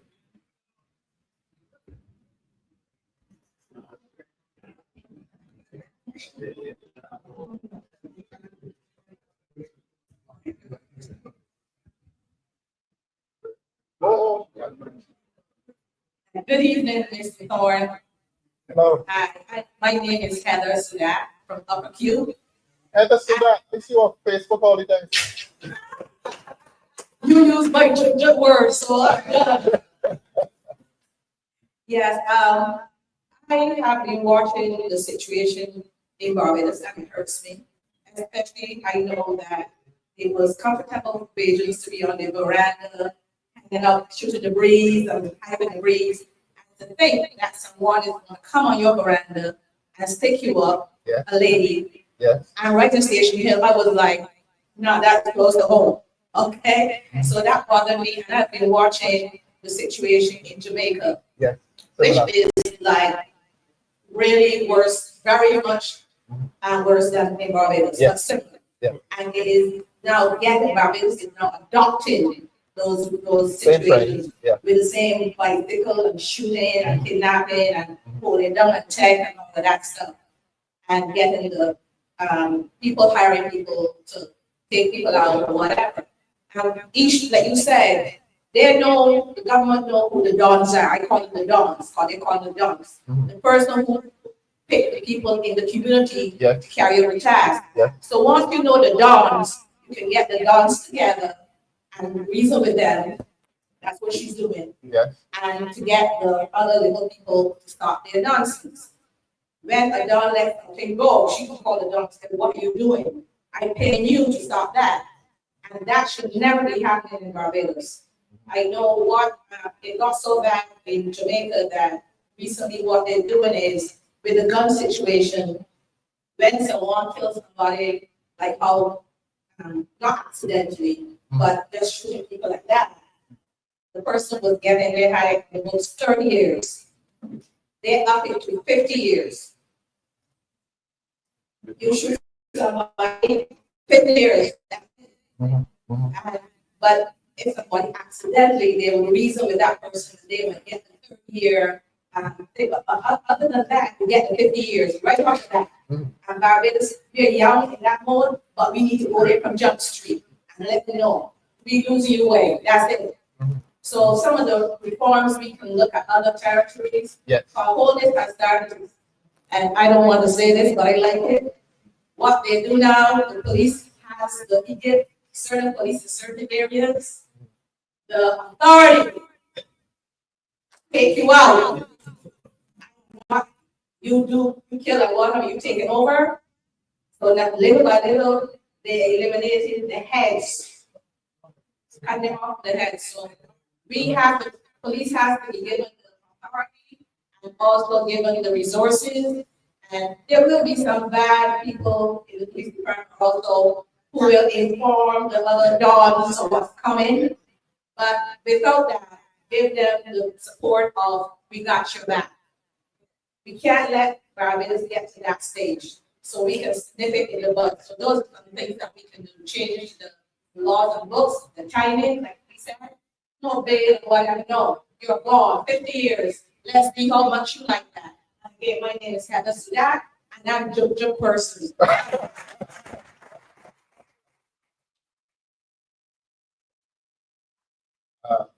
In terms of sentencing, and my experience in the court tell me this, that the young people who are sentenced to death always feel that they have a better chance when it goes to the Court of Appeal. Because the slightest mistake that is made on a death sentence, on a conviction for a death sentence, the Court of Appeal will erase it and either send it back for trial or reduce the sentence. So they're not afraid of death sentences. I find they're afraid of long sentences. As you said, either 35 years or life. They hate that because the ones who get the long sentences, they're not liking that. I find that long sentences, this is my professional experience, a long sentence seems to be more of a deterrent than a sentence of death. Because as you know, we haven't sentenced anybody for 41 years. So nobody thinks that he's going to be executed. But when he gets that long sentence, he figures, boy, I got to serve this time, but they don't like it. That's the deterrent. So that going forward and having a discussion on capital punishment and long sentences, I think we may consider the worth of long sentences as opposed to the death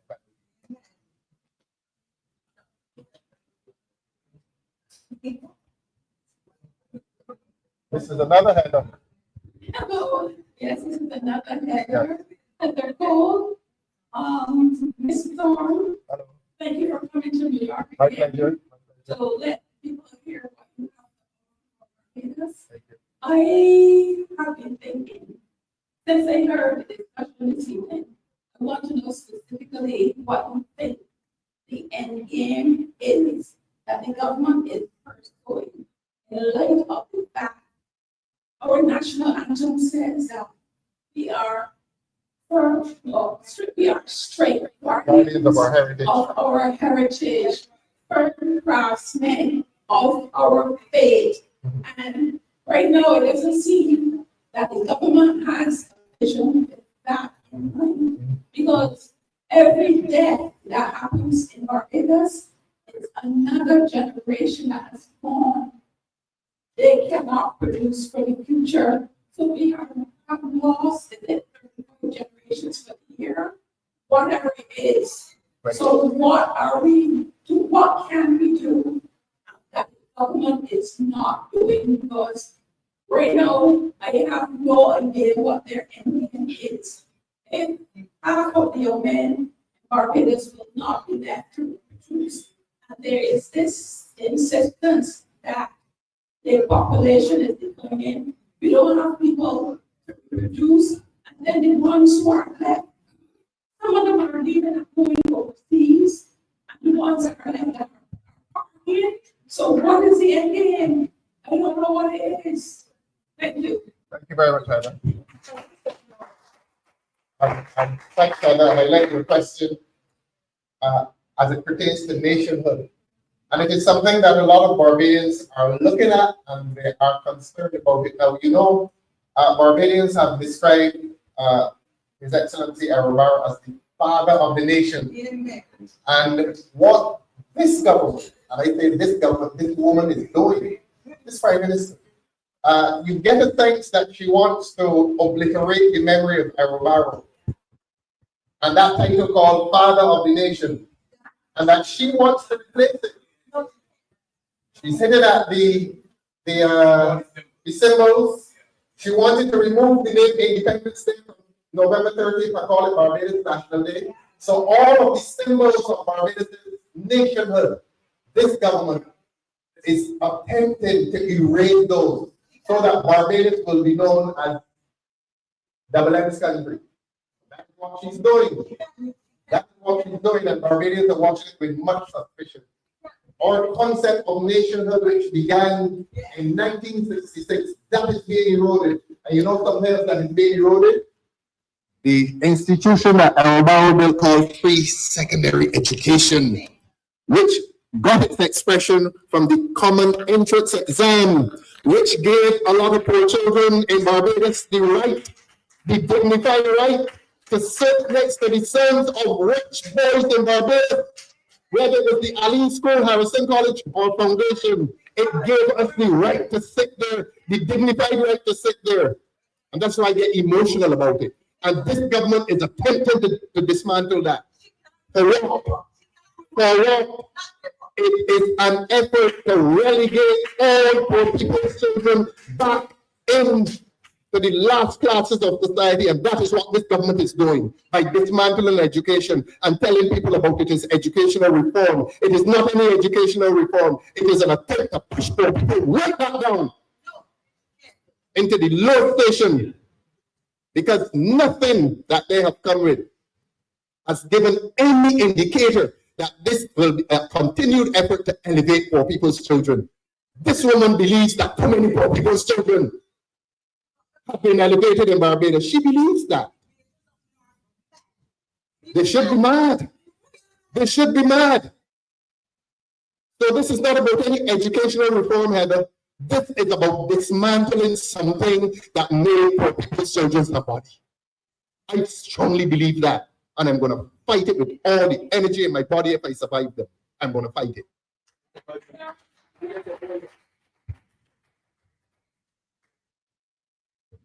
Welcome to my neighborhood, Condemning.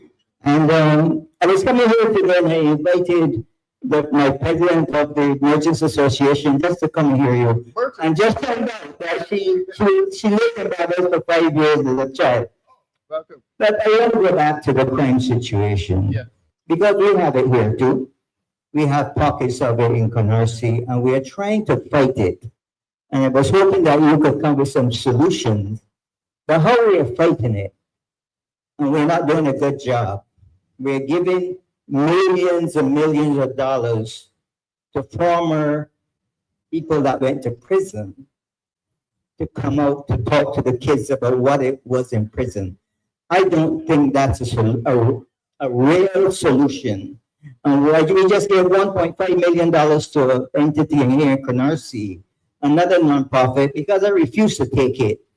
And they'll open an office and they want to talk to the kids about that. So, but I heard what you said about crime in Barbados.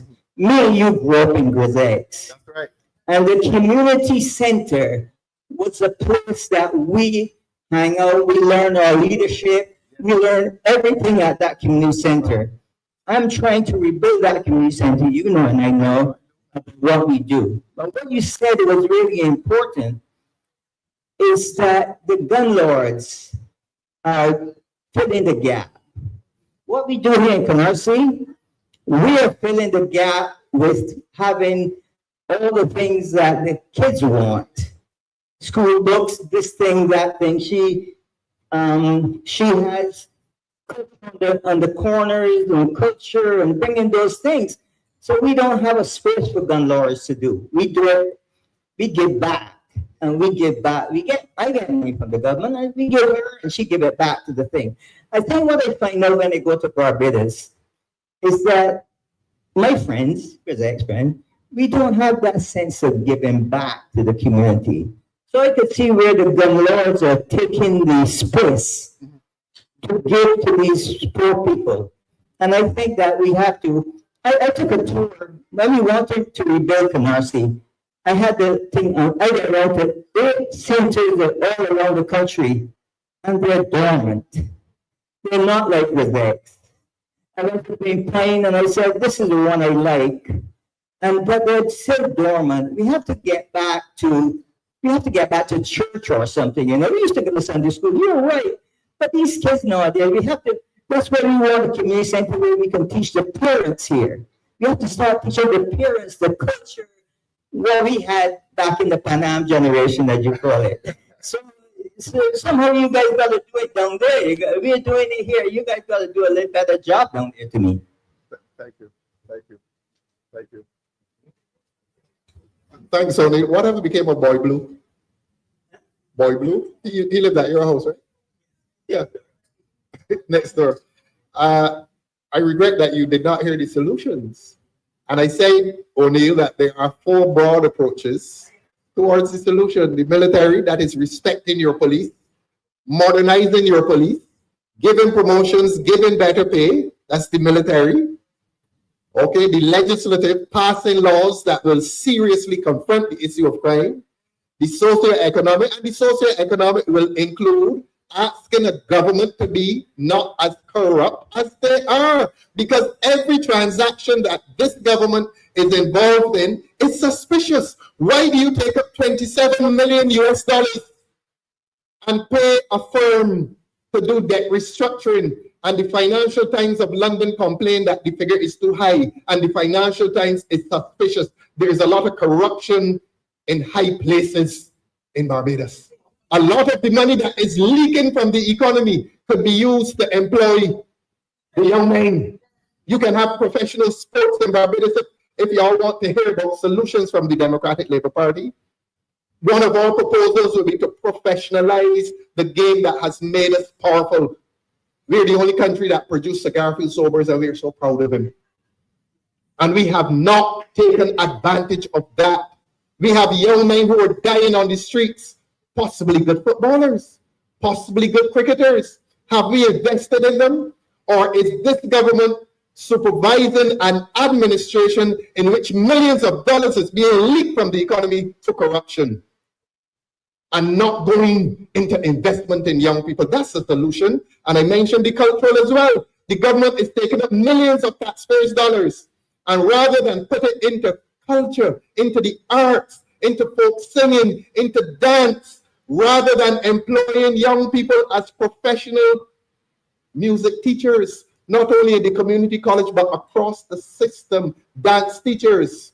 Where's the money going? To range effect. Those are the solutions. Those are the solutions. We have said this over and over again. The government is either not listening, they're incapable of listening, or they intend to continue to be a transactional government which merely engages in spending money for its own popularity and not for the sake of the country. That is what is happening in Barbados. The role of the people, what should they be doing? I can tell you what they need to do. When the next election is called, they need to pass judgment on these people. That's what they need to do. This government has failed the people of Barbados. This government has failed the people of Barbados. This is a propaganda government. This is a propaganda government. The only thing that this government is good at is propaganda. Sweet words. Talking a lot of nonsense.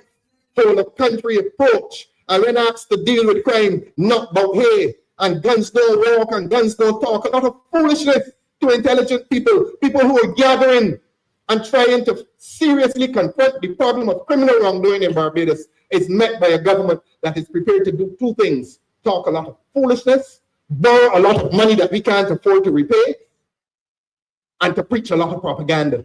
To give young people in Barbados the feel-good effect. If a man is sucking salt from Monday to Friday and you put him in a party on Saturday night and he walk up for the whole night, perhaps he will feel good. And he will wait for the next Saturday night to walk up and feel good again.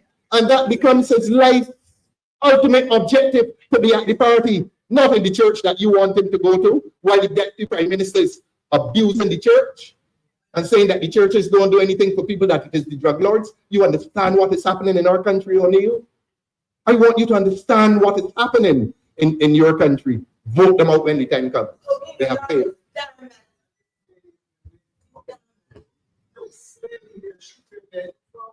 Yes, good afternoon, everyone. I just want to say something. There is a correlation between poverty, between education and crime. So I work in social services. I've been doing it for more than 20 years, and I've worked with people who are very marginalized. And so I'm aware of what I'm talking about. So I'm talking to the people of Barbados. You have to stand up and you have to vote. There was a survey that was recently done by the president, and the survey said that more than 95% of the people that they interviewed in prison in Barbados operated or read at a 3-year-old level. And I want you to think about that. Think about when your child was 3 years old, how they were reading. And don't tell me that that is not the responsibility of government, but we have to get up and we have to hold government accountable for what it is that they need to do to our young people. And so when we sit down and we pass judgment on young people who are basically trying to survive in the society that we have created as adults and that our government has created, we have to take ourselves accountable for that. And you have to get up and you have to vote. So this whole idea about a 30 love and everybody laughing at that, that is not funny, right? If Mr. Thorne was not on the opposition, if we did not have Marcia Weeks in Barbados, I would not know what is going on in Barbados. And so here in the diaspora, I know, Mr. Thorne, you said that unless you have a home in Barbados, you shouldn't be able to vote. Nobody tells me that when I am sending money to Barbados, or when I'm helping a child in Barbados, or when I'm helping to feed a family that I have never met, right? Nobody tells me that I can't vote. And I think that we should be allowed to vote, because the reality is the reason why they don't want us in the diaspora to vote, because we're not the ones that are home. We're not the ones that are going to sit down and let some person tell us how we're supposed to think. We're the ones that's going to stand up, and we're the ones that's going to change the face of government.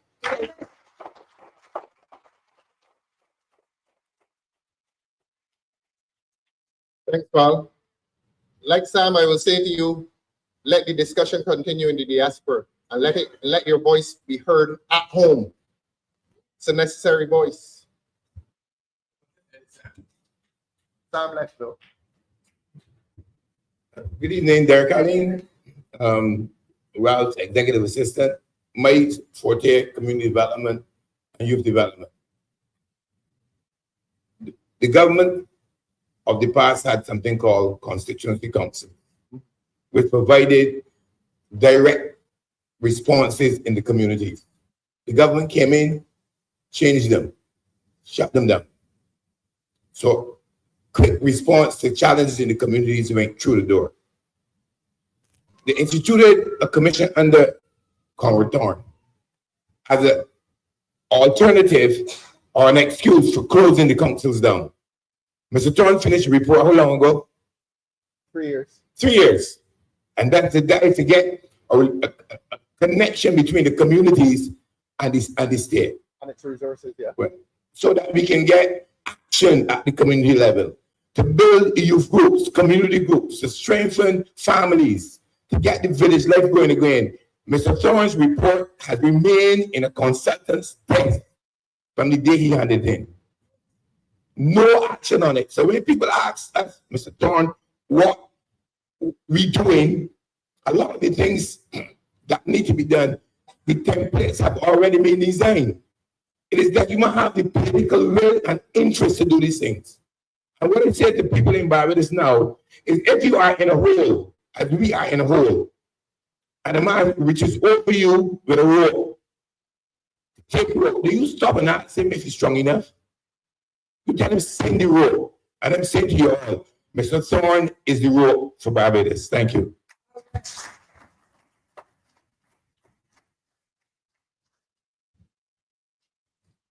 Thank you, Derek.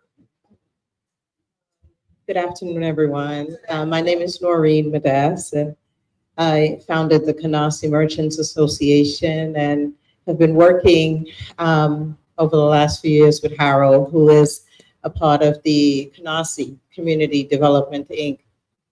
I actually was in Barbados a few months ago. Thank you very much for coming and sharing. Let me just say, on behalf of Canarsie, we're grateful for the cultural celebration that took place yesterday.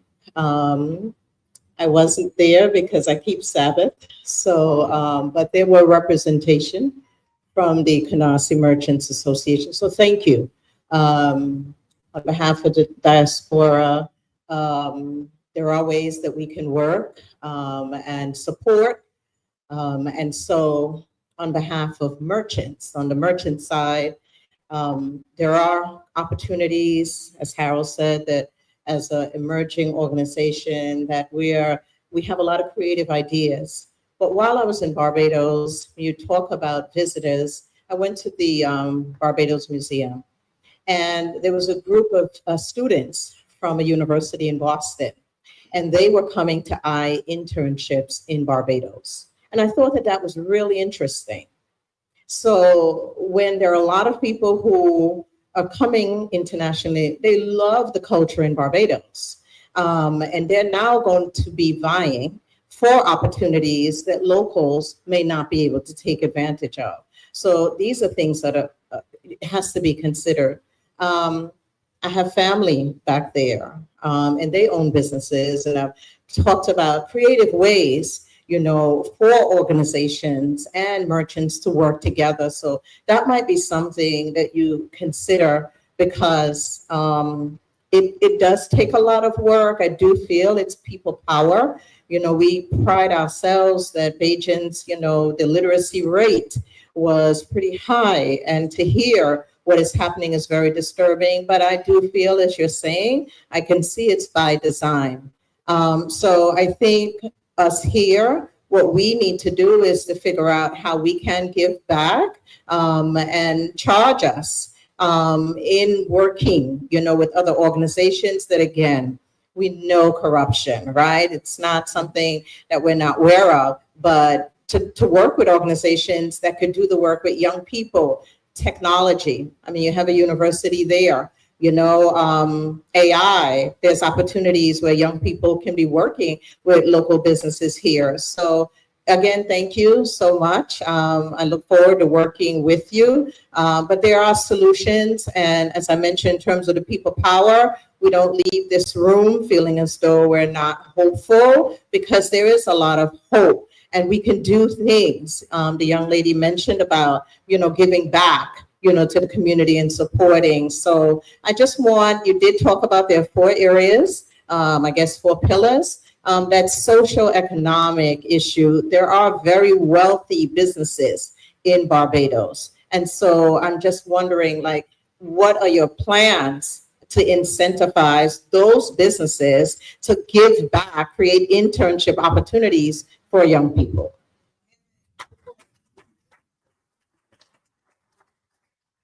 Thanks very much. As a matter of fact, we've been having active discussions with our spokesperson on sports, Dr. Dawn Marie Armstrong. And she has been saying to me that you cannot professionalize sports only with government's input, that it has to be the private sector as well. You did raise the question as to how are you going to approach wealthy businesses, but not only approaching them with a hat in hand, but approaching them and saying to them, look, this is an industry in which you may invest. I prefer the word investment over sponsorship. Yeah, that's the word I prefer. And there is fertile ground for the professionalization of sport, including investment not only from government, but from the private sector. It is done. It is done in IPL cricket. It is done in CPL cricket. There are wealthy organizations that are already invested in cricket. But we want that investment to go towards local cricket, the cricket that produced Garfield Sobers and Seymour Nurse and West Hall. Yeah. But thanks very much for the work you've been doing. And I know that Senator Worrell will be having a conversation with you at the end of this event. Thank you. You have a gentleman there.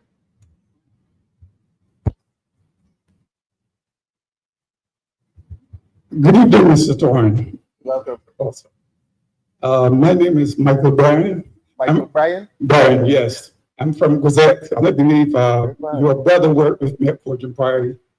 I have 8. You have to tell me which one. I can't remember his name, but he did technical. John. Right. And you're related to Marjorie as well. That's my sister. Right. Well, Marjorie and I, we go way back. This is the first time I'm meeting you. Pleasure. However, I had to come here this evening because I'm concerned about this concept of a debt trap that Barbados is in. Yes. I read an article by Professor Don Marshall, where he said that even though we have just paid off, quote unquote, some of the IMF debt, the funds are not cycling in a direction where it builds the economy and build wealth for the local Barbadians. So I can remember when Errol Barrow came into power, because I'm of that generation that probably your age as well. When my older brothers could not find employment, and a lot of the guys in Rosex couldn't find work, and then they built the factories. There was a diversification program. Yes, yes. So my question would be now that America has just passed this quote unquote beautiful bill, and all the leading economists here say we're going into a recession. That means that if we go into a recession, it's going to impact Barbados in the next 4 or 5 years. So we have to have a strategy where we produce products where we export to gain that foreign exchange. Because if we do not diversify economy, tourism, with a recession, tourism, nobody's going to come to the island. So you have to diversify, you get back into sugar and different products. So I want to know what is the strategy of the Democratic Party to pursue that diversity strategy. Yeah, thank you very much. Excellent intervention, Michael. You sound like a Grisex man in truth. First of all, let me tell you about the debt situation in Barbados. And you need to know, New York, that the government borrowed $500 million to pay the IMF. Now, all of you in here shop, take loans, and do whatever you do as financial agents. The government borrowed $500 million at 8% US at 8% interest, back a loan which was 4%. It is madness. It is madness. And Michael, the $500 million will therefore not go into the economy. The $500 million is being used to repay loans. So it is not an investment into the economy. There is no part of it, as far as I'm aware, that will be used in the economy to generate the economy or to generate economic growth. It is being borrowed at 8% to repay a loan which was cheaper. Financial madness. That is what is happening in Barbados. And I want to tell you about these debt swap arrangements. One of the hidden aspects of the debt swap, or whatever they call it, arrangements, debt for nature and so on, the National Insurance Fund is being used as a guinea pig, and the government is not saying that. When the debt restructuring was done in 2018, and we paid $27 million to have it done, the gentlemen, the gurus who advised the government to do a debt restructuring took $1.3 billion that was to the National Insurance Fund. In other words, the Poor People's Insurance Fund was chopped off to the extent of $1.3 billion. In other words, the National Insurance Fund became poor. And in the aftermath of that, they have had to increase the retirement age from 65 to 67. All these things are connected. This government has been anti-worker. This government has functioned as an anti-poor government. Why, in these financial arrangements, must the National Insurance Fund be made the guinea pig, the sacrificial lamb? And there is evidence now that in the debt for nature swaps that they're doing, the NIS is bleeding again, sometimes up to the amount of $300 million. So that is the hidden aspect of these transactions. That these, as I say, a lot of pretty words, a lot of pretty talk, a lot of propaganda.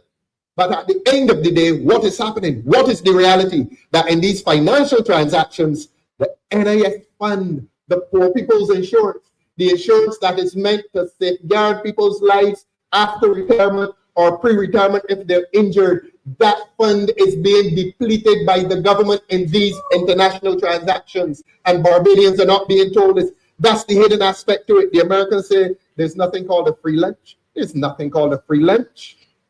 We are not benefiting. It is the Poor People's Insurance that is making the sacrifice to make a government look good. That is what is happening in Barbados, and Barbadians here and in Barbados need to be aware of it. Thank you very much, Michael. You're a real great manager.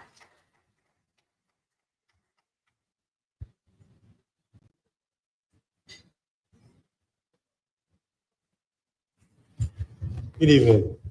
Mr. How are you? Hi, how you doing? My name is Sherlock World. Sherlock? I don't know if you're related. You speak up. Anyway, Sam talked about the Constitution earlier. Now, they suspend the Constitution to bring Barbados into this thing called republic. Suspend. That means the government right now is running off of nothing. You cannot pass laws if you don't have a constitution, correct? Well, that's from here. You don't have no laws. You cannot pass anything. So that means the government that is running Barbados right now is unconstitutional. It is illegitimate, correct? Well, when I finish, you answer. Good. Now, next, on Marcy Week's show, she mentioned, but I heard it before. When in Ghana, Mayor Motley, the Prime Minister of Barbados, took our flag to Ghana and create a ritual, which is a spiritual, demonic thing, and put it in the ground. We don't know if it is still there or not, but you're not supposed to put it in the ground. Right? So Barbados is now under that ritual. That ritual. That's why you see a lot of crime there right now. And I heard, I don't know how true it is, that she's under investigation by the US, Canada, and the UK. Because you talk about crime, because she is the head of the snake. She is the head of the crime family. The crime that is going on, she is the head. As Bob said earlier,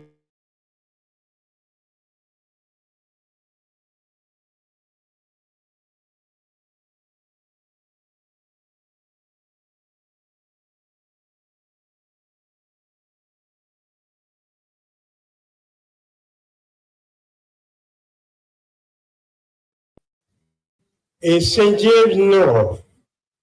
I listened to the videos and the stuff from Marcy Reeds, and they said they had to move the votes from one place to the next. A location to count. Why is that? You count them in the same location that the people vote.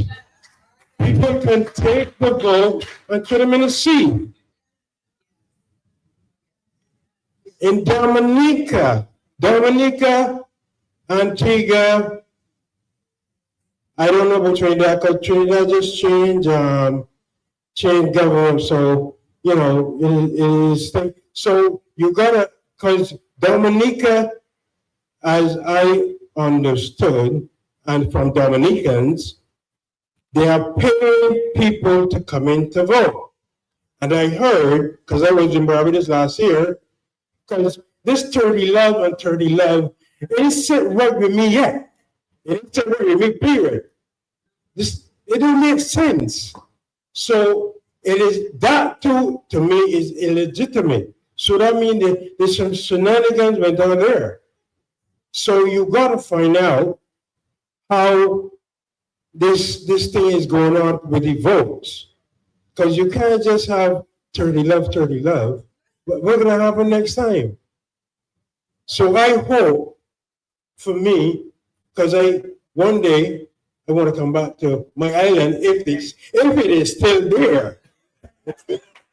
Because the way this lady is going, it is not going to be there. So somebody else, there ain't going to be no land. All the West Coast is building hotels for what? You don't have a lot of tourism. People, I can't remember because I'm not in the hotel industry. You don't have a lot of tourists coming there. The only people that really go to Barbados, UK. A few people from over here. That's what we get. So.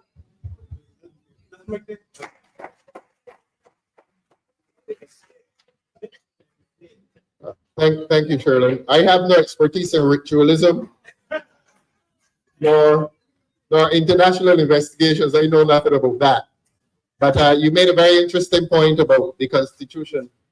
And it is a legal sin to claim that you're a republic, and 4 years later, you don't have a Republican constitution, a constitution that is in essence one in which power derives from the bottom and goes up towards the persons who are heading the state. We actually have a constitution which is in part, only by one minor amendment, which makes the Governor General a president and therefore the head of state.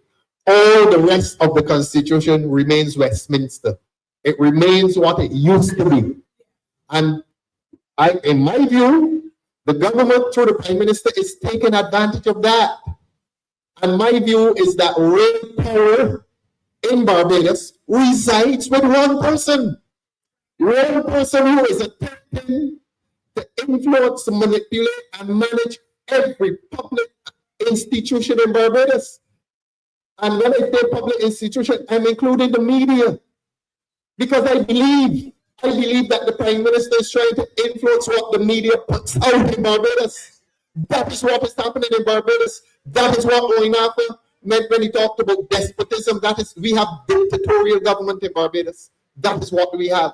And we have it in part because we have gone republic, but we have not moved from a constitution with Westminster values, and we have not gone to a constitution that is genuinely Republican. An advantage is being taken by what we lawyers call a lacuna, a hole in the law. And in that hole is filled with prime ministerial power. And Barbadians need to understand that. Thank you very much, Shirley.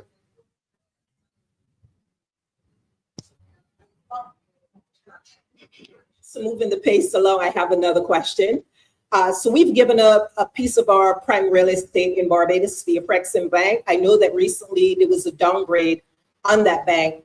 Can you talk a little bit, because I haven't heard anything from the Barbados government after the downgrade, can you talk a little bit about that? Yes, I'd be happy to. I'd be happy to. I take it you all heard of the Afreximbank deal. They like to use the word deal. This is where 5 acres, I think, of land, prime land. Look, the Pan Am generation, a lot of us were born on that spot. That was the old General Hospital, Ainsley. Yeah, that land that was the General Hospital and then became the Ministry of Education. That land was taken up late one night in Parliament and handed to a bank called Afreximbank for free. And the government sought to explain it by saying, well, it is like the Caribbean Development Bank. The lands up in Wildy were given to the Caribbean Development Bank for free because Barbados is a member of the Caribbean Development Bank. The Caribbean Development Bank is genuinely a development bank that lends money only to its members, Jamaica, Trinidad, Guyana, and so on and so forth. So that giving land to them, you are investing in yourself. Barbados is a member, is a shareholder of the Caribbean Development Bank. It is genuinely then a development bank that lends money to the member countries for development projects. Afreximbank is not that kind of a bank. The Caribbean Development Bank lends money only to governments. The Afreximbank lends money to private people for profit. The Caribbean Development Bank profits, but it profits from its members because you lend them for development projects and they repay you to their profit. So in a sense, you're profiting from yourself. You're a member of the bank, you are a shareholder, you are profiting. Afreximbank is a private bank based in Africa. And it is not like the Caribbean Development Bank. So the government began on that premise by telling people that it is like the Caribbean Development Bank. The deal began with a lie. It is a lie to say that it is a development bank like Caribbean Development Bank. People want to know why. People in Barbados struggling to get half of a house stock. And you go to a multi-million-dollar bank and give them 5 acres of the taxpayers' land for free. And it has not been fully explained to Barbadians, why have you done this? Why have you done it? There are a lot of unanswered questions, Val. I don't know if we have the expertise to answer, but I'll tell you this. When Barbadians begin to speculate, as they have been speculating, can you fault them? Can you fault them for saying that something is wrong? Or Shakespeare said something is rotten in the state of Denmark? Something is wrong with that deal. And they expect Barbadians to forget it. We are not going to forget it. Explain why you would take up 5 acres of prime real estate and give how many? 5 hectares and give to a foreign bank. And it doesn't matter where it is from, China, Africa, wherever. There is something suspicious about it.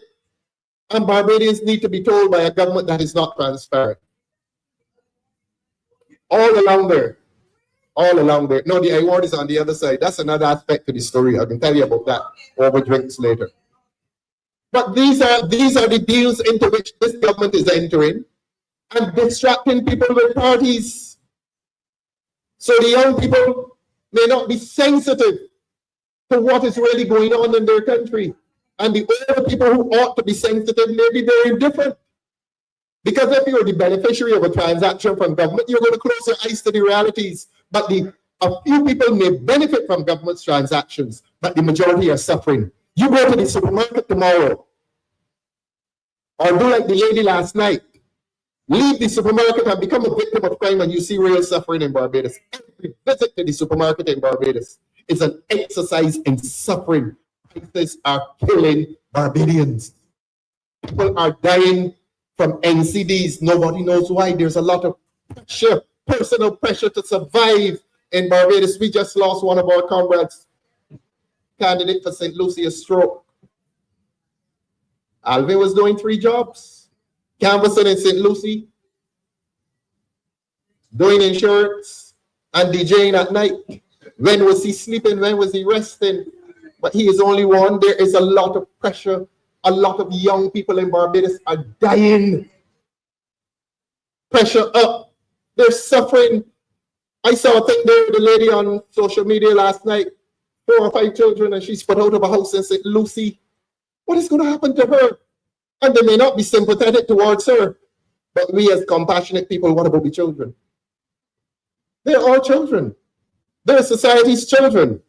And you have a country in which children are suffering. I always tell the story, and I want New York to know that there are little children going to school and falling asleep at 10 o'clock because they're hungry. They have not had breakfast, and some are not going because the parents are too ashamed to send them to school hungry. That is happening in your Barbados. While there is rampant corruption, while we are leaking multi-millions of dollars out of the economy, and the welfare department cannot support poor people adequately. Val, it is all connected. Corruption is connected to suffering of the people in Barbados. There is too much suffering among poor people in Barbados. And this government solution, bring them up to the botanical gardens and feed them. Let them jump and walk up and carry on. They can forget. They can forget their suffering. And that is this government's relationship with poor people in Barbados. Too much suffering, too much corruption, and corruption and suffering is connected. The more corruption you have, the more suffering you will have. Honestly, that is the dilemma we in Barbados face. We have to get rid of these people. So when I hear this nonsense about 30 love, let them sing that tune. But Barbadians are singing a different tune. A tune of suffering. There's too much suffering in Barbados. Call up your families home and ask them. Call up the teachers who have to take lunch to school to give the children. Going to St. Michael districts where the young boys, 14 and 13 years old who are not going to school are catching chickens and selling them for $10 to give their mothers to buy food. That is happening in Barbados. Then you come to Barbados and see all the chickens in the gas stations and the car parks. They're disappearing because the little boys are catching them. They're being sold to certain groups of people as what they call them, organic foods. The ones who don't want the ones that are fed on the steroids. Precisely. They want yard fowls to eat. They want to eat healthy fowls. And our little boys catching them and selling them at 10 o'clock on mornings and midday when they should be in school. This is happening in your beloved country. So we have not come for a reunion to tell you nice stories about the community center, how sweet it was in the 60s and 70s. It is not all sweet in Barbados. And the government is breaching its responsibility to properly manage the affairs of our beloved country. I say that to you this evening. Thank you very much.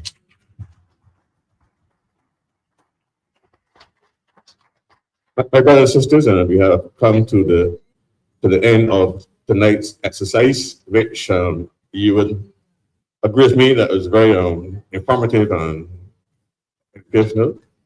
So we thank our comrade, Honorable Ralph Thorne, for this address, and I hope that you will continue to lend your support to Comrade Thorne and the other members of the Democratic Party. So again, thank you very much for gracing us with your presence. You have been a very